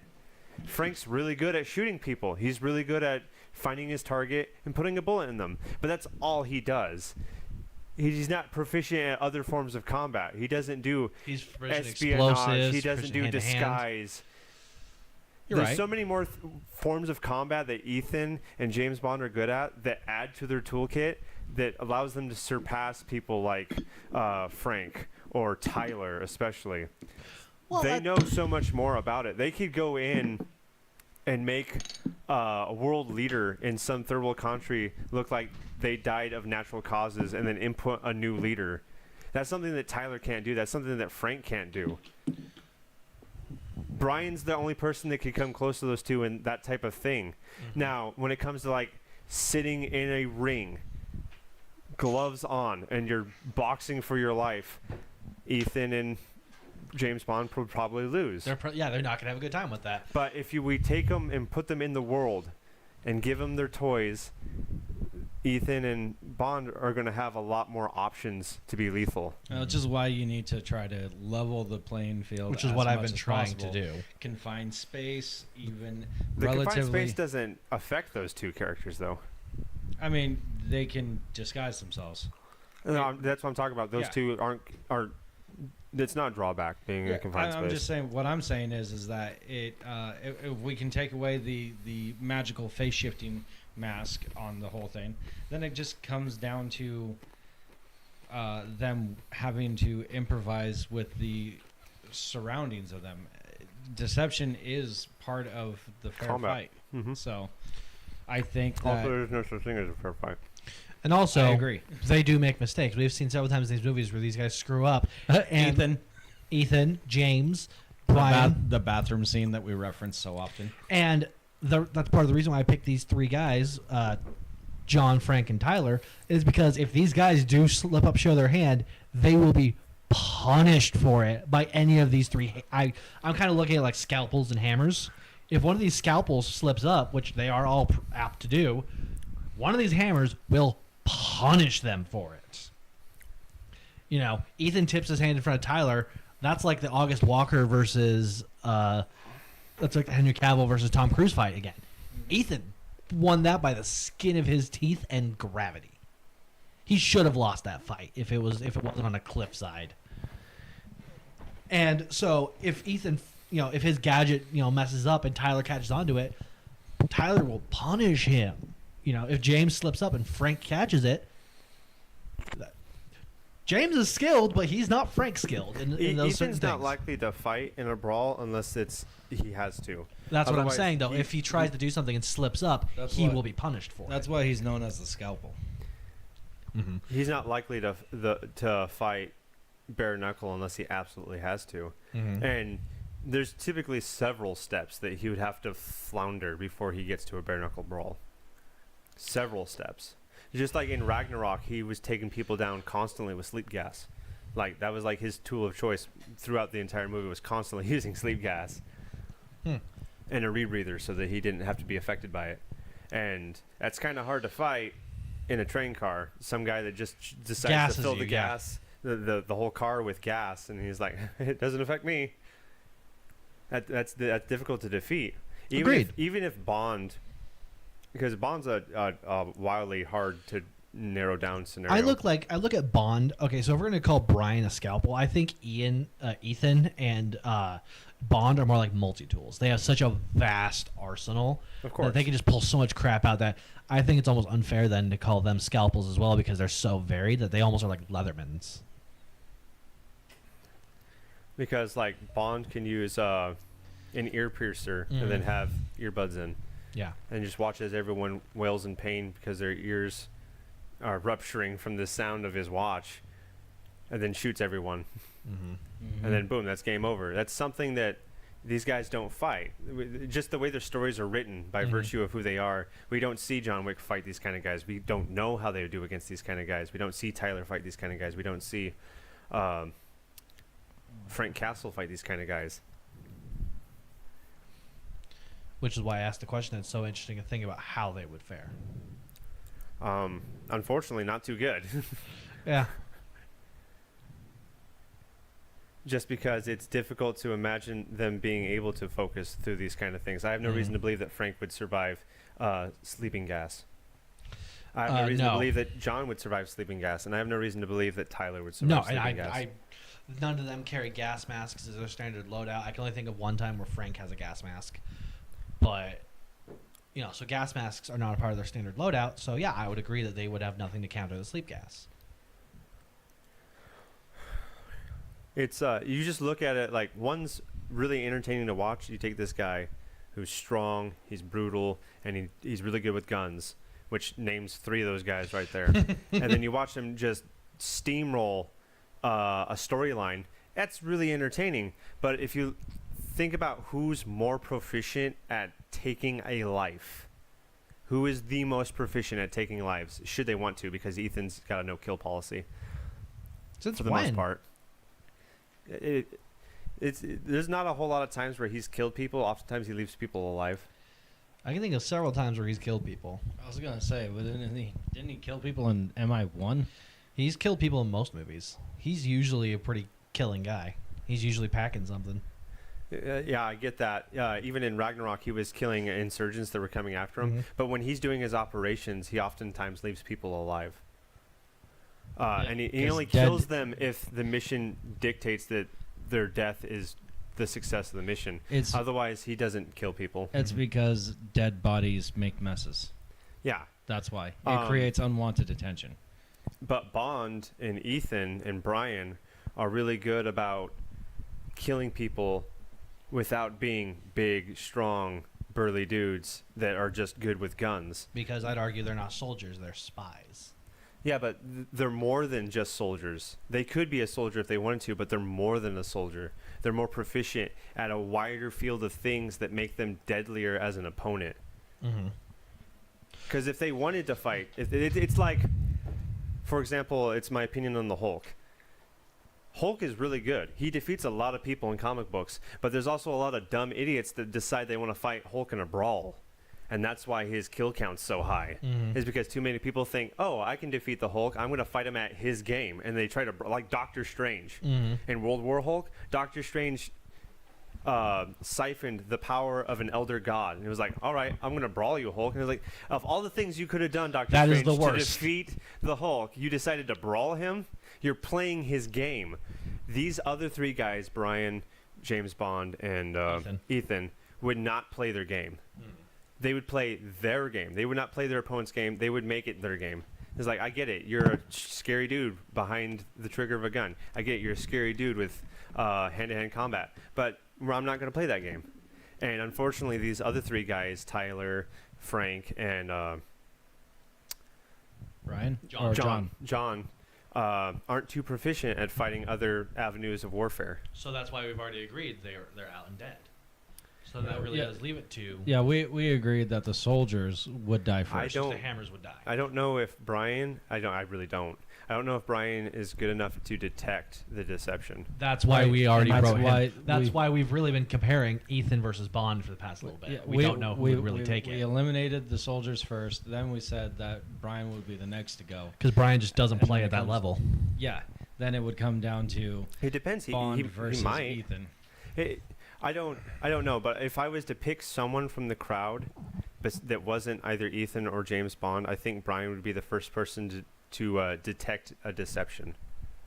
He'd be the first person to I agree. see that, I like, oh, agree. this guy's disguised. I agree, but would he be able to just deduce that in time? Probably not. Again, I don't there's think he would, nothing yeah. I could base that off of. Between Ethan and James Bond, I think James Bond's got better equipment I would- overall. I would Yeah, say his equipment is less prone to failure than Ethan's is. That's almost a thing of Ethan is I honestly half think that his kit Ethan was doesn't based work half off the time. of the concept of Mission Impossible is based off of James Bond, Yeah. and I think James Bond is more Golden Age comic esque, so therefore a little bit more Mary Sue than what Ethan presents. Agreed. Because James Bond can just do anything, or he just knows what he needs to know. James Bond is the Batman of the spy world. Well, he is, and it's difficult to put him up against somebody and say that he loses because he just has something up his sleeve that he can do. It is like the Batman of the spy world. I don't think he would out disguise Ethan, No, because but I think he would not only have a fallback plan, but he would. It kind of depends. I could see him outright getting shot by Ethan. Like, oh, hey, it's a waiter. Hey, can I have a... Oh, I'm dead. As Ethan just shoots him outright. So I don't think that's beyond reason. I could also see Ethan trying to do something, one of his various gadgets fitzing out, and Bond going, "Oh, hey, that's not normal." Yeah, but I don't think that's a likely scenario. It's a pretty likely scenario. Ethan's very prone to gear failure. You look at every movie, something about Ethan's at least from what I've seen. Every movie, Ethan has gear failure and he has to improv. That's one of Ethan's But he great overcomes strengths. it is the thing. Yes. That's what makes it a more compelling movie. Because it would be boring if like everything worked perfectly. But to Agreed. see Ethan overcome adversity even in the last moments before a mission goes through, still succeeds. And that's why that's the reason why I gave it to Ethan over Bond, because Ethan is better at improvisation than Bond is. Bond doesn't he doesn't react well to failure, to things going awry, to a monkey wrench scenario, if you will, whereas Ethan constantly does. All Ethan does is deal with monkey wrenches. It seems like he very Ethan, rarely has a Ethan plan is go the off without a Russian hitch. engineer to the Armageddon space station. He just hits it until it works again. So then I guess we've agreed that Ethan Hunt takes it. I don't know. I honestly don't know between Ethan and Bond. It's close. I'm not saying it's going to be a one-sided fight, but I genuinely Ethan think and Bond is John Wick and Frank Castle. Yeah. 51% of the time, the other one wins. I can see something like that. Okay. So, Poor Tyler. poor Tyler. Tyler's the first one to go. Which is sad because I really like Tyler. He's a great character. He is. I mean, if This you isn't. ever He's need, just not in the same weight class as these other guys. If you ever need, like, just a battering ram, Tyler is your guy. Oh yeah. I mean, to watch him get lit on fire and then grab a riot shield and just beat not one, not two, but 4 people to death with a riot shield, swinging it like a baseball bat, Mm-hmm. just walking through a crowd of people. Yeah. No. It was a good movie. Extraction 2 was an amazing movie. So, and I'd say this: if you put any of these characters in any of those characters' movies, I don't think they'd fare very well. Like, if you put, for example, we already gave Ethan Hunt of the 3 spies, we gave Ethan Hunt The Crown. We put Ethan Hunt in Extraction. I don't think Ethan would do very well. Especially because Extraction is for what it's worth, Extraction is a pretty grounded universe, whereas the Mission Impossible verse is nowhere near as grounded. Well, just like how you said Frank Castle wouldn't approach it the same way, Ethan wouldn't have approached that I was scenario gonna the same say way either. Ethan wouldn't have let so many of those guys reach for his gun without shooting first. Agreed. Like So, that one they guy wouldn't who have sounded approached the their alarm to scenarios the begin same with. way, is the Ethan would thing. have dropped that guy right then. I just think there's a lot of special situations that are by writers tailored around this character's abilities that if we put these other characters in, they probably wouldn't fare as well. I agree that there is a lot of that's situations. But it is reasonable to say that Ethan wouldn't have put himself in that scenario to begin with. Mm-hmm. Yeah, He would just like Tyler wouldn't put himself in the scenarios that Ethan does. I feel like Mission Impossible would be a lot simpler if Tyler just shot everyone. Just, oh, hey, you're a person? Bang. That would be the way, and Frank Castle's way of just doing things. You just walk up to the front desk. I need to see. I don't know who's the main bad guy anymore. I need to see that guy who played Al Capone. Well, right now in Mission Impossible, it's an AI.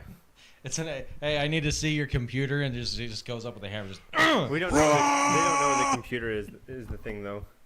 And then they introduce a villain, like out of nowhere in the, Ragnarok. That's supposed to be like Ethan's lifelong rival. You want to know what all of these characters, all 6 of these characters, you want to know what movie all of them would have made better? What? Blue Beetle. You put any one of them in Blue Beetle, my goodness. and it is a 5 times better movie, easily handed down, 100%. I Okay. think Tyler can take out the Blue Beetle. Oh, Tyler could easily take out the Yeah. Blue Beetle. Oh, that's crazy because Blue Beetle in the comics is like would Yeah. roid out on all of these guys. Totally I know. talking like Just the movie. movie Blue Beetle. We're talking movie Blue We're talking about the Blue Beta is what we're talking about. Oh, because that guy's got access to weapons of mass destruction. He does. Is a weapon of mass destruction. Although if you watch the movie, you wouldn't tell if he was a weapon of wimpy farts. It's horrible, bro. It The is movie so bad. atrocious. You got some feelings about So that movie. bad. Okay. We walked away from that movie, and I literally looked at Ian and said, I don't know what made me madder, the Flash movie or this. And then I said the Eternals. And I have yet to watch the Eternals. Yeah, it's all right. It is so bad. I went home angry and complained to my wife for another 45 minutes. Tony complained to his wife. Wow. He Say it carried ain't that. so. You carried It's that so baggage bad, with dude. you, huh? It's so bad. Rough. Rough. So rough. What this is making me realize, just as we discuss this, it's making me realize how many aspects of warfare there are. Yeah. How many different fronts that you have to fight in warfare. Mm-hmm. Like even a hacker is someone that's really good at warfare. Which none of these guys really had Hacking. on their side. No. But it's something that still plays in warfare now. It's not as a direct warfare. It's very indirect warfare. Yeah. And you're not likely to kill someone through hacking, but it's still a front of Mhm. warfare. Agreed. Like, for example, in Mission Impossible Ragnarok, the David AI won his tournament. Oh, Good job, David. Congratulations. Congratulations. Woo! I would Well done, You're buddy. welcome. like do a little. We gave you this victory through our autism. You're welcome. This AI defeats the submarine by convincing the submarine on its instruments that there was an enemy sub in the water with it. And so that submarine's like, oh, okay, they're not hailing us or coming back, so we're going to shoot them. And so they sent a torpedo out, fired it, and then the submarine disappeared off their radar. Like, they're like, what happened? Like, we just had an enemy right just not 100 meters away from us, and now they're gone. We're not measuring anything. And the captain's like, oh, okay, whatever. Detonate the torpedo. And the guy's like, I can't. It's not responding to me. And the AI hacked the torpedo and sent it back around and took out the submarine that shot its own torpedo. That's cool. And so they were fighting a ghost in their system, is what it came down to. The AI pulled a Shamgar. They convinced. Return to sender. Oh, yeah. They did. They convinced the submarine there was an enemy, so they shut out the enemy, and then he hacked their own weapon and detonated it on themselves. Dude, that'd be great if you got pushed to diamond. I am really happy for you. Congratulations. Push to diamond. We got that. We got that game riz going on. Did It's you just say ranking up. game riz? Game riz. Game Okay. Riz. Game riz. What'd you think he said? I just want to double check. Okay. Got that game riz and nothing else. Rizzy 6, this is Bop Actual. Rizzy 6 is bot 5. What the heck did I miss? What is this conversation? Dude, there's probably about 5 different conversations going on. We were talking about which OP fighting character would win on a bullet train scenario. And then went into that each one of those would make the Blue Beetle a far better movie because it is so bad. We would make the So Blue bad. Beetle a better movie. Yes, give us the same budget. I guarantee you we're gonna have a better movie. And then Kenny got really serious and started talking about the different forms of warfare and how the AI in Mission Impossible Ragnarok. Mission Impossible Ragnarok pulled a Shamgar with a return to sender of torpedoes. So you're caught back up. Cool. All right, what next? Yes, Blue Beetle is out. It is horrible. Go watch at your own peril. It So is I've been told. IQ lowering garbage. Oh dear. It's boring. Dadgum. Ian was quite literally scrolling through iFunny during the movie. I was doing that during Aquaman, but that's because I went and watched Aquaman like 4 times. It was bad. It was so bad. It was horrible. I never do that. I'm very good about watching movies and not being on my phone during the movies in the theater. But yeah, I was literally just on iFunny because it was so boring. I wanted to have some enjoyment from this. The main actor of that movie, I really like him. He played in Cobra Kai. He's Yeah. a good actor. I really wish they would have done him right and gave him a better movie. Agreed. Hmm. George Lopez was hit and miss. He had some good lines. He was. He had some mostly annoying lines. Oh well, that's unfortunate. Clearly, some people's first introduction to who the character even is, and It's wasn't- going to be a bad. wasn't even introduction. good. Yeah, which is the it's- unfortunate part about it, because now they're going to judge that character based off of this being their introduction, and they're not even going to know who that person is accurately. Yep. Yeah. Which That's is a a shame big because the fat character of Blue Beetle is actually a pretty bummer. cool They character. tried to make the Blue Beetle the next Black Panther, very like Yeah, it Latino was very preachy. oriented and preachy. That's what they tried to do, and they just missed the mark with it. I really wish they'd stop trying to put politics and race identity in movies and just make good movies. Yeah. Yeah, I mean the source material has enough of it as it is, Yeah. and it's entertaining. Mm-hmm. You don't have to. I mean, it's like it's hitting a paper nail with a jackhammer.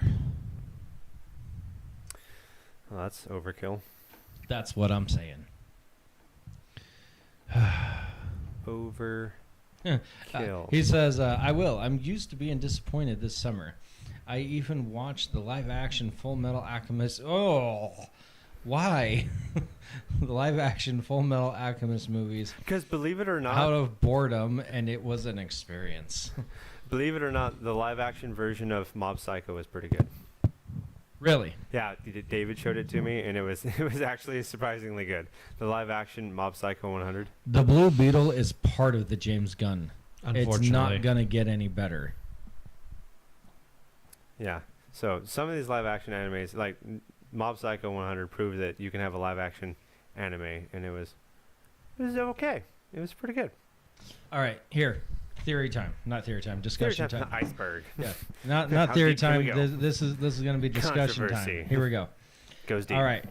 Because this is like a Aliens. huge thing that people wind up talking about. Live action adaptations. They just need to stop. just leave it as Traditionally anime. horrible, right? Yeah, traditionally they're horrible. Traditionally horrible, right? Mhm. You think so? I'm not usually one to watch them. The only one I've seen is the Dragon Ball Z movie that came out.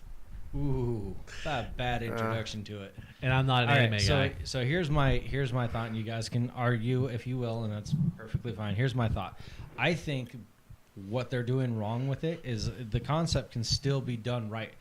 The problem is that the creators of the live action adaptations are thinking that people are watching anime for the total wrong reasons. They add the over the top emote expressions, and what they need to do is not that. They need to Yeah. just get that out of the way altogether because it's It's a a live different action. medium. Yeah, it's a live action adaptation. If you get over the top expressions and the voice and everything like that, and just adapt that to a realistic expression to it, and stick to the storyline itself, then it'll be so much better. I open the floor. I could see that. It's a different medium. So if you're trying to translate things from an anime to a live action sequence, it's going to look dorky if you try to make it exactly like what the anime was. You got to Mhm. illustrate it differently because it's a different medium. Yeah. And if you try to illustrate it the same way, it's not going to carry over looking the same way. So you're going to get things lost in translation. It's going to look dorky because that's not how people carry themselves. Anime gets away with what anime gets away with because it's a cartoon. And that's what we're here for. You can get away with things on a cartoon that you can't get away with in real life. And if you try to get away with it in real life, you're going to look like an idiot. I will say, as an adjacent to this, because this is also a subject that's been given into live action movies that have, or just movies in general that have been really bad. Video game movies. True. They have done really bad video game movies, but also they've made some really good ones recently. The two Sonic movies and the Mario movie were. I loved those movies. The argument against that, though, would be that the main character, so like the Super Mario movie, 100% all cartoon. CGI. It's a cartoon essentially. I know, And but it's the- still a movie. Yeah, but we're But talking we're about talking about translation of mediums. We're talking about the live Which is action why I also added in adaptations. the Sonic movies. Yeah, even then, the main character that's still there is. Is animated. Yeah. Well, how are you going to do it without animating it? I know, Well, and but that's the thing. If we try to do like a live action Sonic, like it would be gross. some things do not translate, is what we're getting at. I wasn't contradicting that. All I was saying is there is a way to do it right. Yeah, Because I can't. and go ahead. I'm sorry, I cut you off. And I'm just saying it can be done, but not everything should be done. Yeah. I agree. I think Super Mario Bros. Actually could have been done live action, and a lot better than it did. I think we're good with the animation. We just need to stay with the animation. I don't Yeah. know. We don't need to translate Mario Bros. I I don't think there's a need for a live action Mario Bros. I agree. There is no need. We already have That's one. We fine. don't need another. I don't need to take something that's super cartoony and try and make it live action and then try and conceptualize what these things would look like in human form. I'm fine with what they are. I don't need to change what they are in order to enjoy them. Agreed. Yeah. But getting back onto the live action now, I'm going to use that topic as a segue into this topic about big budget studios not understanding their audience or You could understanding say that anything. again. Because just like how they focus on, well, this is anime, and so this is clearly what the audience wants to see, is the over expression, emotes, and things like that. They're not taking any note to things to like the small creators, the people who actually care about the source material. I have seen so many live action adaptations or remasters, remakes, whatever it is, done by people on YouTube. Yeah, there So are some. much better than big budget studios. Mhm. Come on. Are we moving back into the era of indie films again? Yep. Is that what's happening here? Are we gonna start finding our entertainment off of garage films? Well, I mean, if Plane is any indicator, then I'm here for it. You're not wrong. You're not wrong. Because Plane is a significantly lower budget than half these movies are, and Plane is a significantly better movie than all those movies were. It was really, that was a really good one with a very low budget. Yeah, you are right. You're not wrong. But like I was talking, like I saw this. It was a small short clip, but it was a My Hero Academia adaptation, live action. The dude with the teleporting backpack. The dude with the That- teleporting That backpack. was good. That was live action did too. so well, and it was like, what? And this dude did it for a college project. That was his midterm. Or It the was guy good. that remastered the Vader versus Obi-Wan fight The in an- SC-38. Yeah. That Which was they pretty really good. need to just edit that into the film, remove the old just fight, and just make that canon. But Disney's not going to do that A because lot they of would have Bat in to. the Sun projects. Oh yes. Bat in That the guy's Sun. pretty good. Did you see that Batman versus Darth Vader fight? Yeah, was so that cool. one was good. They did a short film of just like a Batman episode. Yeah. And it was Batman as a detective. Mm. It was so good. They did it made its rounds. It was 2-3 years ago, something like that. It was before COVID because I was still driving Domino. Bits is good. Yeah, it was good. Yeah, I mean, it's just dumb to see all of these things, and it's clearly not what the audience wants, and they continue to do it. So again, are we just moving into the era of indie films? We very again? well might be. I mean, I'll tell you what. And if that's the case, how do we get in on this? There's a guy out there, a YouTuber out there named Evan Royalty, who's done a bunch of short films as well. He did a couple of SCP short films, SCP Dollhouse and SCP Overlord, and he's got a Stalker short film coming out. And I'm more excited for that than I am for half of these. Oh, we got a lot of chats 'Cause coming he's- in by David. He's made consistently made great stuff, and I am significantly more excited to see what he's going to do with his Stalker short film than I am with like half the crap that's coming out in the next couple I months. get that. Yeah. You know who would be cool to add to that little battle royal we had? What? The guy from Equalizer. He would lose. Speaking of which, Equalizer 3 coming out. I want to say it. I want to say Oh, it. we're gonna see it. You know what else is coming We're gonna out? see it. You What know else is why? coming out? I'm gonna use the same argument you used against me in The Flash. We're not watching it for the Equalizer. We're watching it for Denzel Washington. No, because Denzel Washington is the Equalizer. We're watching it for Denzel Washington. I We don't had to really care watch about it for Denzel Washington Michael that much. Keaton. We're going to watch it for Denzel Washington. I don't really care as much about Denzel Washington. Yeah, but we're gonna go watch it for. Listen Denzel here, Washington. you Magnum I'm not PI saying I'm lover. not going to go see it. Yeah, because we're gonna go watch. Because we're going to go watch Equalizer 3. Expendables 4 too, Tony. Yeah, we are. Fine, same 100%. day. We'll do a And back of to course, back. we're out. watching Expendables not for Expendables, but because of the cast in Expendables. Oh yeah, I don't Yeah, care yeah, about okay, any do of we- these characters. do we- heroes. Do we have time to even mention why we're gonna go watch it? Sylvester Stallone, Jason Statham, 50 Cent. 50 Oh, Cent. it's got Mel Gibson. Mel- Or- No, that was 3. This one has 50 Cent. That's the big one for this one. Is 50 Oh. Cent. 3 was Mel Gibson. 3 is Mel Gibson and Wesley Snipes. I thought 3 was Nope, 3 was Mel Gibson. okay. Verify it. Like, why not? Do you really want to? Do you really want to try my Expendables knowledge? We're gonna find out. No, Go ahead, find out. because I only argue points I know I'm gonna win. I hate you so much for that. No. Anyways, all right. Yeah, So no. catching up while he's doing that, I'm gonna catch up on the comments. Okay, so David comes in. Don't worry, DC has James Gunn now. Hopefully, it gets better. I highly doubt that that's actually gonna get any better because James Gunn was kind of involved with the Blue Beta. Live action Mob Psycho actually was not well received, but it was a stupid kind of fun, kind of like how Wonder Woman is. Yeah, but Wonder Woman 2 was not fun, at least not for me. I'll go ahead and concede. Didn't enjoy to Wonder Woman 2. I'll go ahead and concede to anyone who actually had fun during that dumpster fire of a movie. Did not enjoy Wonder Woman 2. Okay, I can't necessarily call it a dumpster fire of a movie. It was pretty but bad. It was still it was so bad. It was pretty bad. I can't. find it yet, Kenny? David, I then can tell says- you.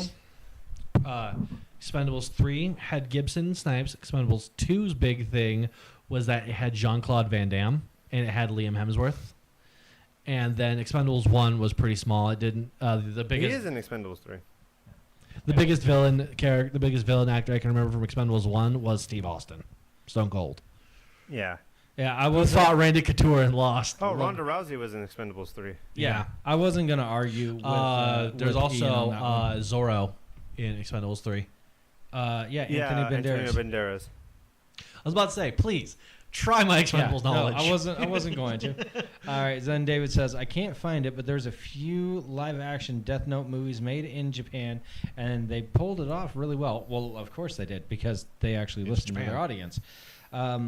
I am so glad that they haven't tried a live-action Dragon Ball or Super Mario Bros. I know those are real. Harrison Ford was Those in would be really Expendables bad, right? 3. He was in a pretty small, but it was really cool to watch it and be like, time to get it going again. To be fair, Kelsey Keep it fair. Grammer was in Expendables 3. Cameo, really. He had like 2 scenes. It was very I small. was going to say, Did I don't nothing. even remember him being an action hero. He's So- really not. so then he comes in. David comes in with another. To be fair, it's hard to make a live action. Live action that's worse than a mid-tier I already anime. answered it. I would have to disagree with you on that one. It's just one of those things that hasn't really been proven yet because they don't actually adapt to live action. They try to remake in live action. And much like how Kenny stated earlier, some things don't translate between medians. Yeah. Mickey Rourke was in Expendables 3. He's the no, Rourke bartender. was in 1. He was in. No, I'm seeing it. I'm looking up the cast of Expendables 3. He's in. He's 3. also in 3. I don't. Yeah, he's the bartender, the biker.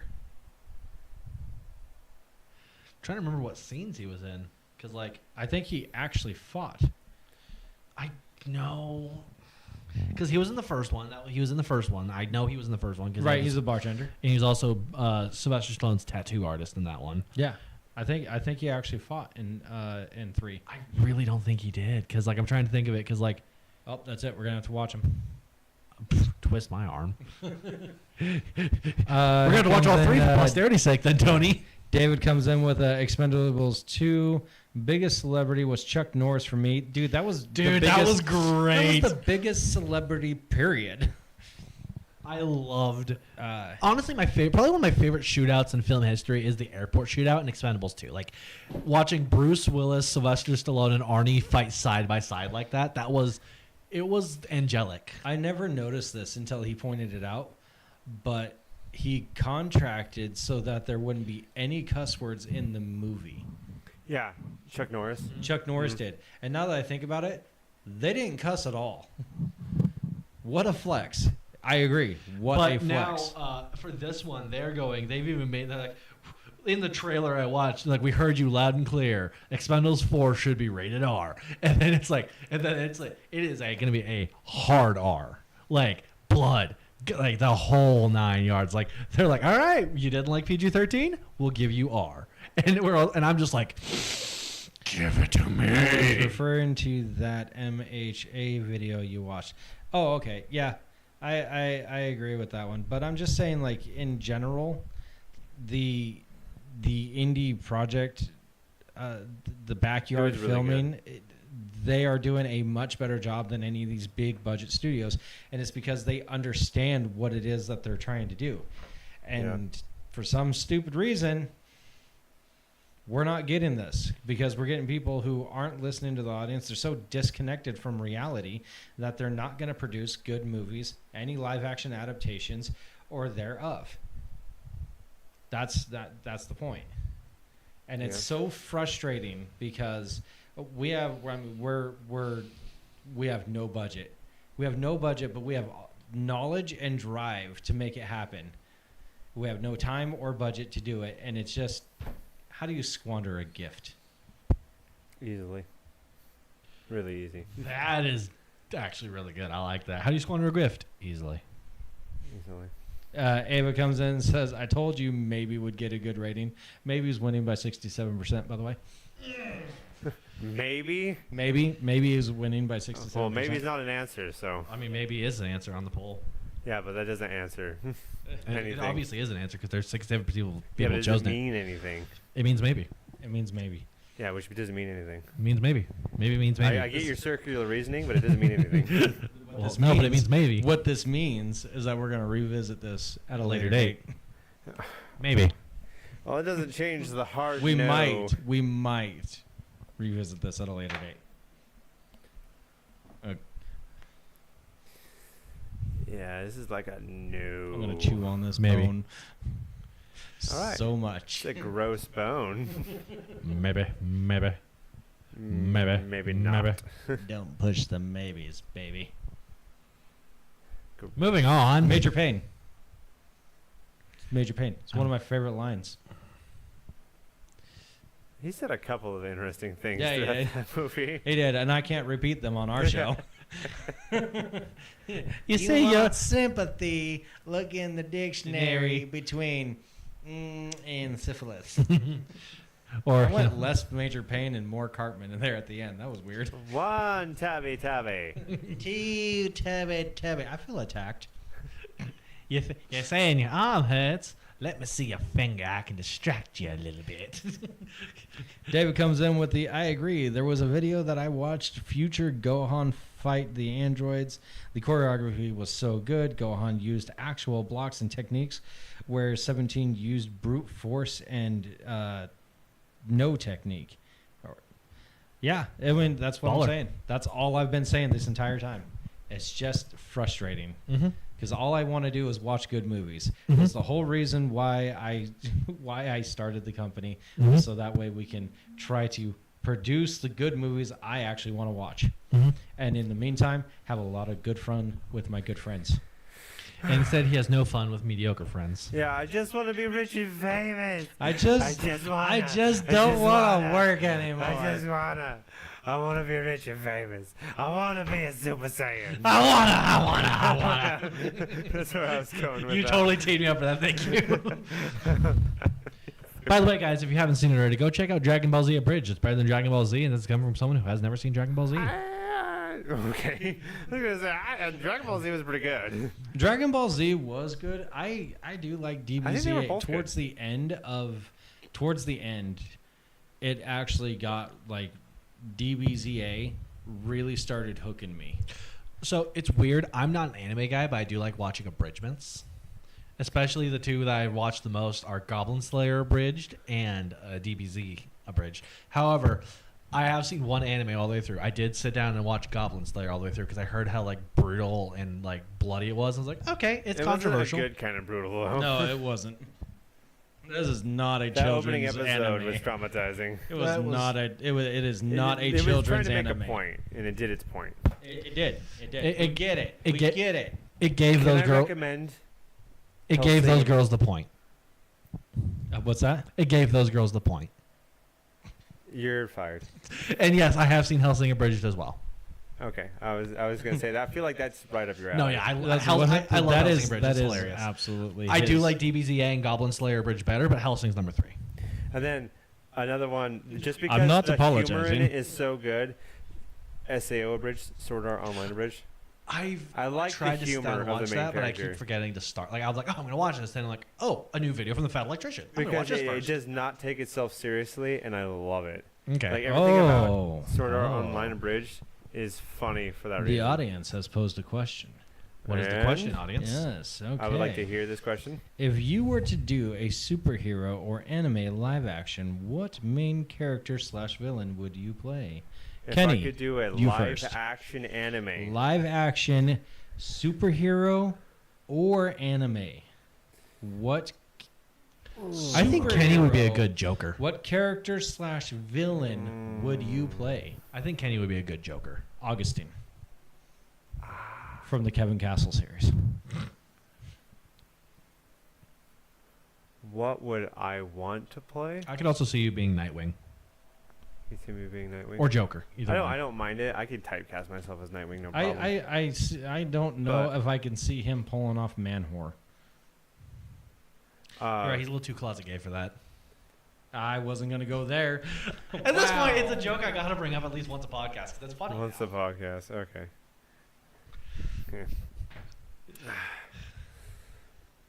Elongated man. No, I'm just joking. Elongated I'm just man. joking. I could see him potentially being Plastic Man. Yeah, Ava says that Kenny's too goofy to be Dick. Really? Dick is goofy though. That's one of his whole things. Kenny's too goofy. She doesn't know Nightwing.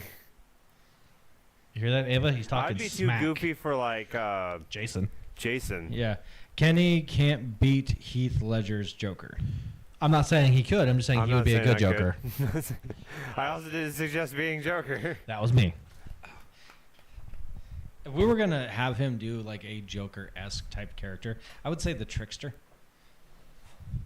from the Flash series.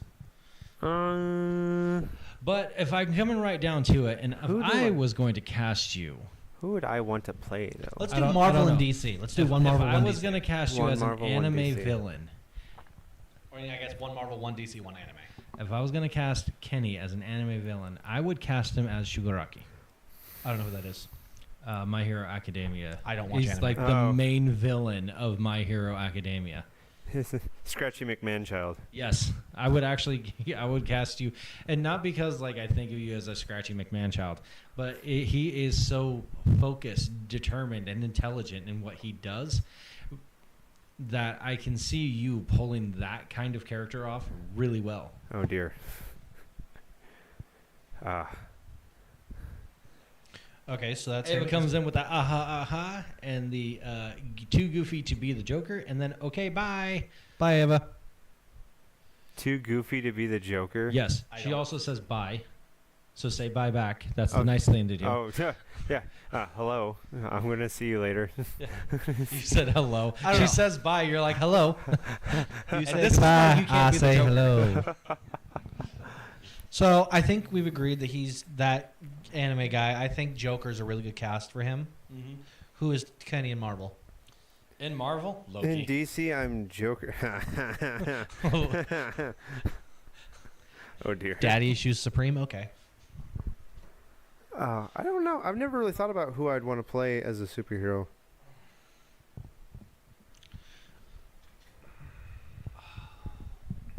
I don't know who I'd want to play as a villain. I do like playing villains I know though. who I want to play. Well, I have an idea of who you would be in DC. Who's that? Bullock. I don't know if that's an insult. It's not. Bullock is a good character. Harvey Bullock is an interesting character. He is. He is. That's why I said I don't know if that's an insult. I genuinely am not trying to insult you. That was genuinely just I think you'd be a good Harvey Bullock. David disagrees with me on Shigaraki. He says intelligent. Shigaraki is immature yet Yeah, he's not passionate. supposed to be a wise character. He's supposed to be someone that's literally like gets his way because he's never been told no, and then he's allowed to fail over and over and over again. He's being cultivated into like a super villain by All For One. All right. He's not smart. I would say. I mean, he's like stacking up with everything, just like Midoriya. with like the stats and everything, I would say that would be a form of intelligent, and what I would be referring to. He's knowing his enemy, even though that his newest enemy, Midoriya, is unknowable because no one saw this kid coming. And he's literally the one who keeps on thwarting Shigaraki's plans. He built himself up to go against All Might. If Kenny buffed up, he'd be a good Lobo. That's what David said. A good Lobo. Oh dear. Yep, you better start doing them push-ups, bro. Drink that juice. So, who would Tony be in Marvel and in anime? Because I've already determined that you're going to be Bullock in DC. I think you'd just be a really good Bullock. Santa Claus. Coming to That's a town. very, very loose Marvel. Yes, he's a mutant, but he has no character in Marvel. Santa Claus is character everywhere. Everywhere. Actual character. Everywhere. Actual character. Like lore and characteristics. Everywhere. Yes. Everywhere. Kenny, what do you think for Marvel for Tony? I don't know. It's such a vast Who's character Thor's roster. friend who eats all the time? Boulder? No. No. No, the Asgardian. Yeah, I thought it was Boulder that ate all the time. Balder? don't No, think I don't so. believe it is No. Balder. He's Not one sure. of Thor's Here, I'll look it up. one of his IMDb companions. Yeah, I'll look it up. I'll IMDb this. That's a weird portrayal of Balder, if that's the case. Yeah, I genuinely don't think it's Balder. The MCU is not known for getting things right. Being so- faithful. True. And I know nothing about anime, so that's your wheelhouse.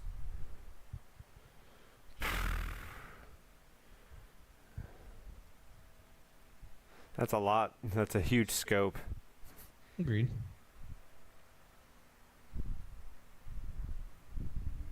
Tony. He gives me Tony does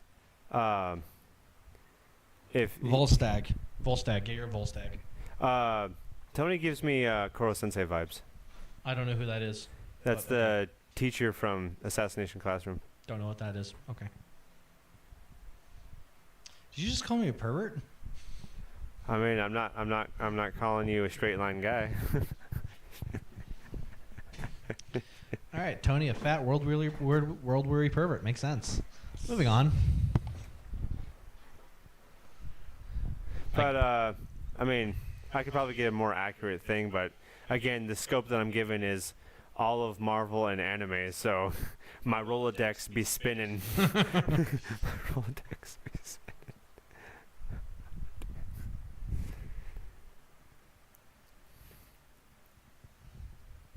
Yeah, Oh, I'm not. wait, I'm not- we're doing Ian now. Oh, uh, I spaced. I suppose we have limited time. Yes, we do. We have 3 minutes. 3 minutes. I could see Tony playing Uncle Iroh with good writing. I could see Tony being, yeah, I could tell you being an Uncle Iroh. I'll take it. All right. Ian, Me. what median first? Eon. Eon. Who is he playing? I don't know. Hero or villain? Either. Either. Just look at him and be like, you are. Who's that guy from DC? I think Super helpful. Tombstone? What? Yeah, he's in the Unlimited in the Justice League Unlimited series, he's the one who killed Huntress's dad. Yeah, I believe that's Tombstone. That's a odd one for me to be. I'm a mobster, I chose villain. but like, there's Oh. so many other villains you could have chosen. I'm a mobster. A really deadly mobster. He's a I'm- fat toe of lard by the time they get to him. What? The guy in Justice League Unlimited who killed Huntress's dad when Huntress and Green Arrow go after him. By the time they get to him, he is a just like former fat shell of a man. Oh, I don't remember him being fat. He was like fat. Yeah, I don't remember. Big him. boy. I don't Biggie remember boy. him being You're like fat. fat. Homie was like 4 of the 5 fattest people in that show. I Yeah. could see myself casting you as a Rhino for a Spider-Man villain. Interesting. I could see that. I could just give you a Russian accent and call it good. Da. Anime. Anime. Who would you be in anime? You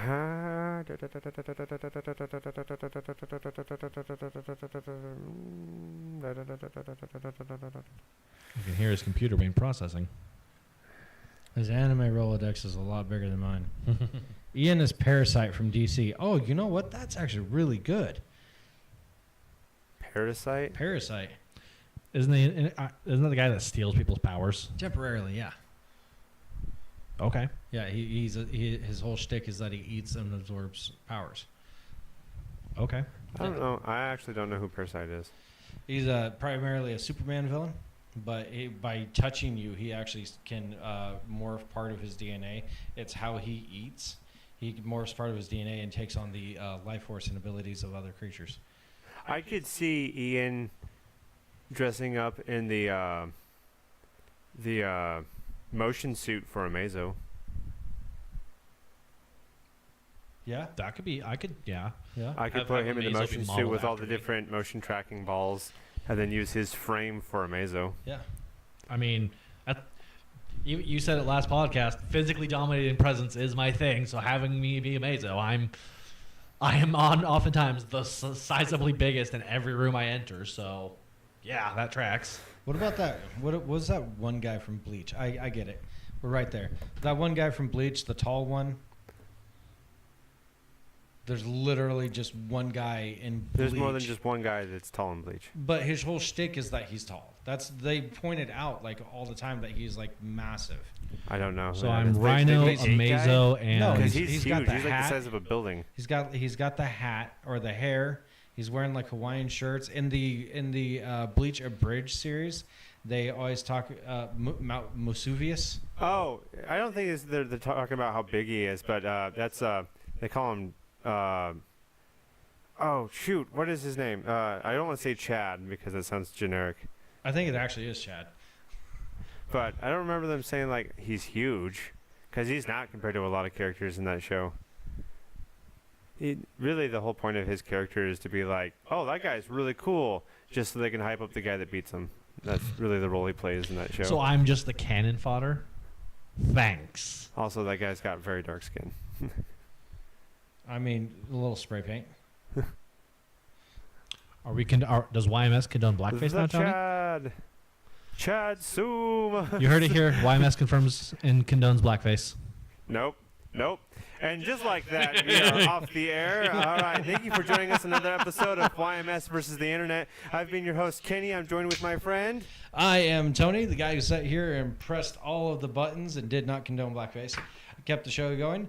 I had great fun. Make sure that you like and subscribe and share everything. Make sure you check out all of our social medias, the TikTok, Twitter, the Twitch, and the Rumble and all of that stuff. And the last person that's going to say goodnight to everyone is going to be this guy who is now giving me a look because I've been completely stalling this 100% time just to annoy him all the bits. Ian? Yeah, Okay. hi. I'm Thank Ian. you, everyone, for coming. I'm just joking, man. Go ahead. I'm Ian, who apparently As doesn't always, matter and doesn't merit his own goodbye segment. But yeah, I'm Ian, the guy who's been sitting here pushing everyone else's buttons. And as always,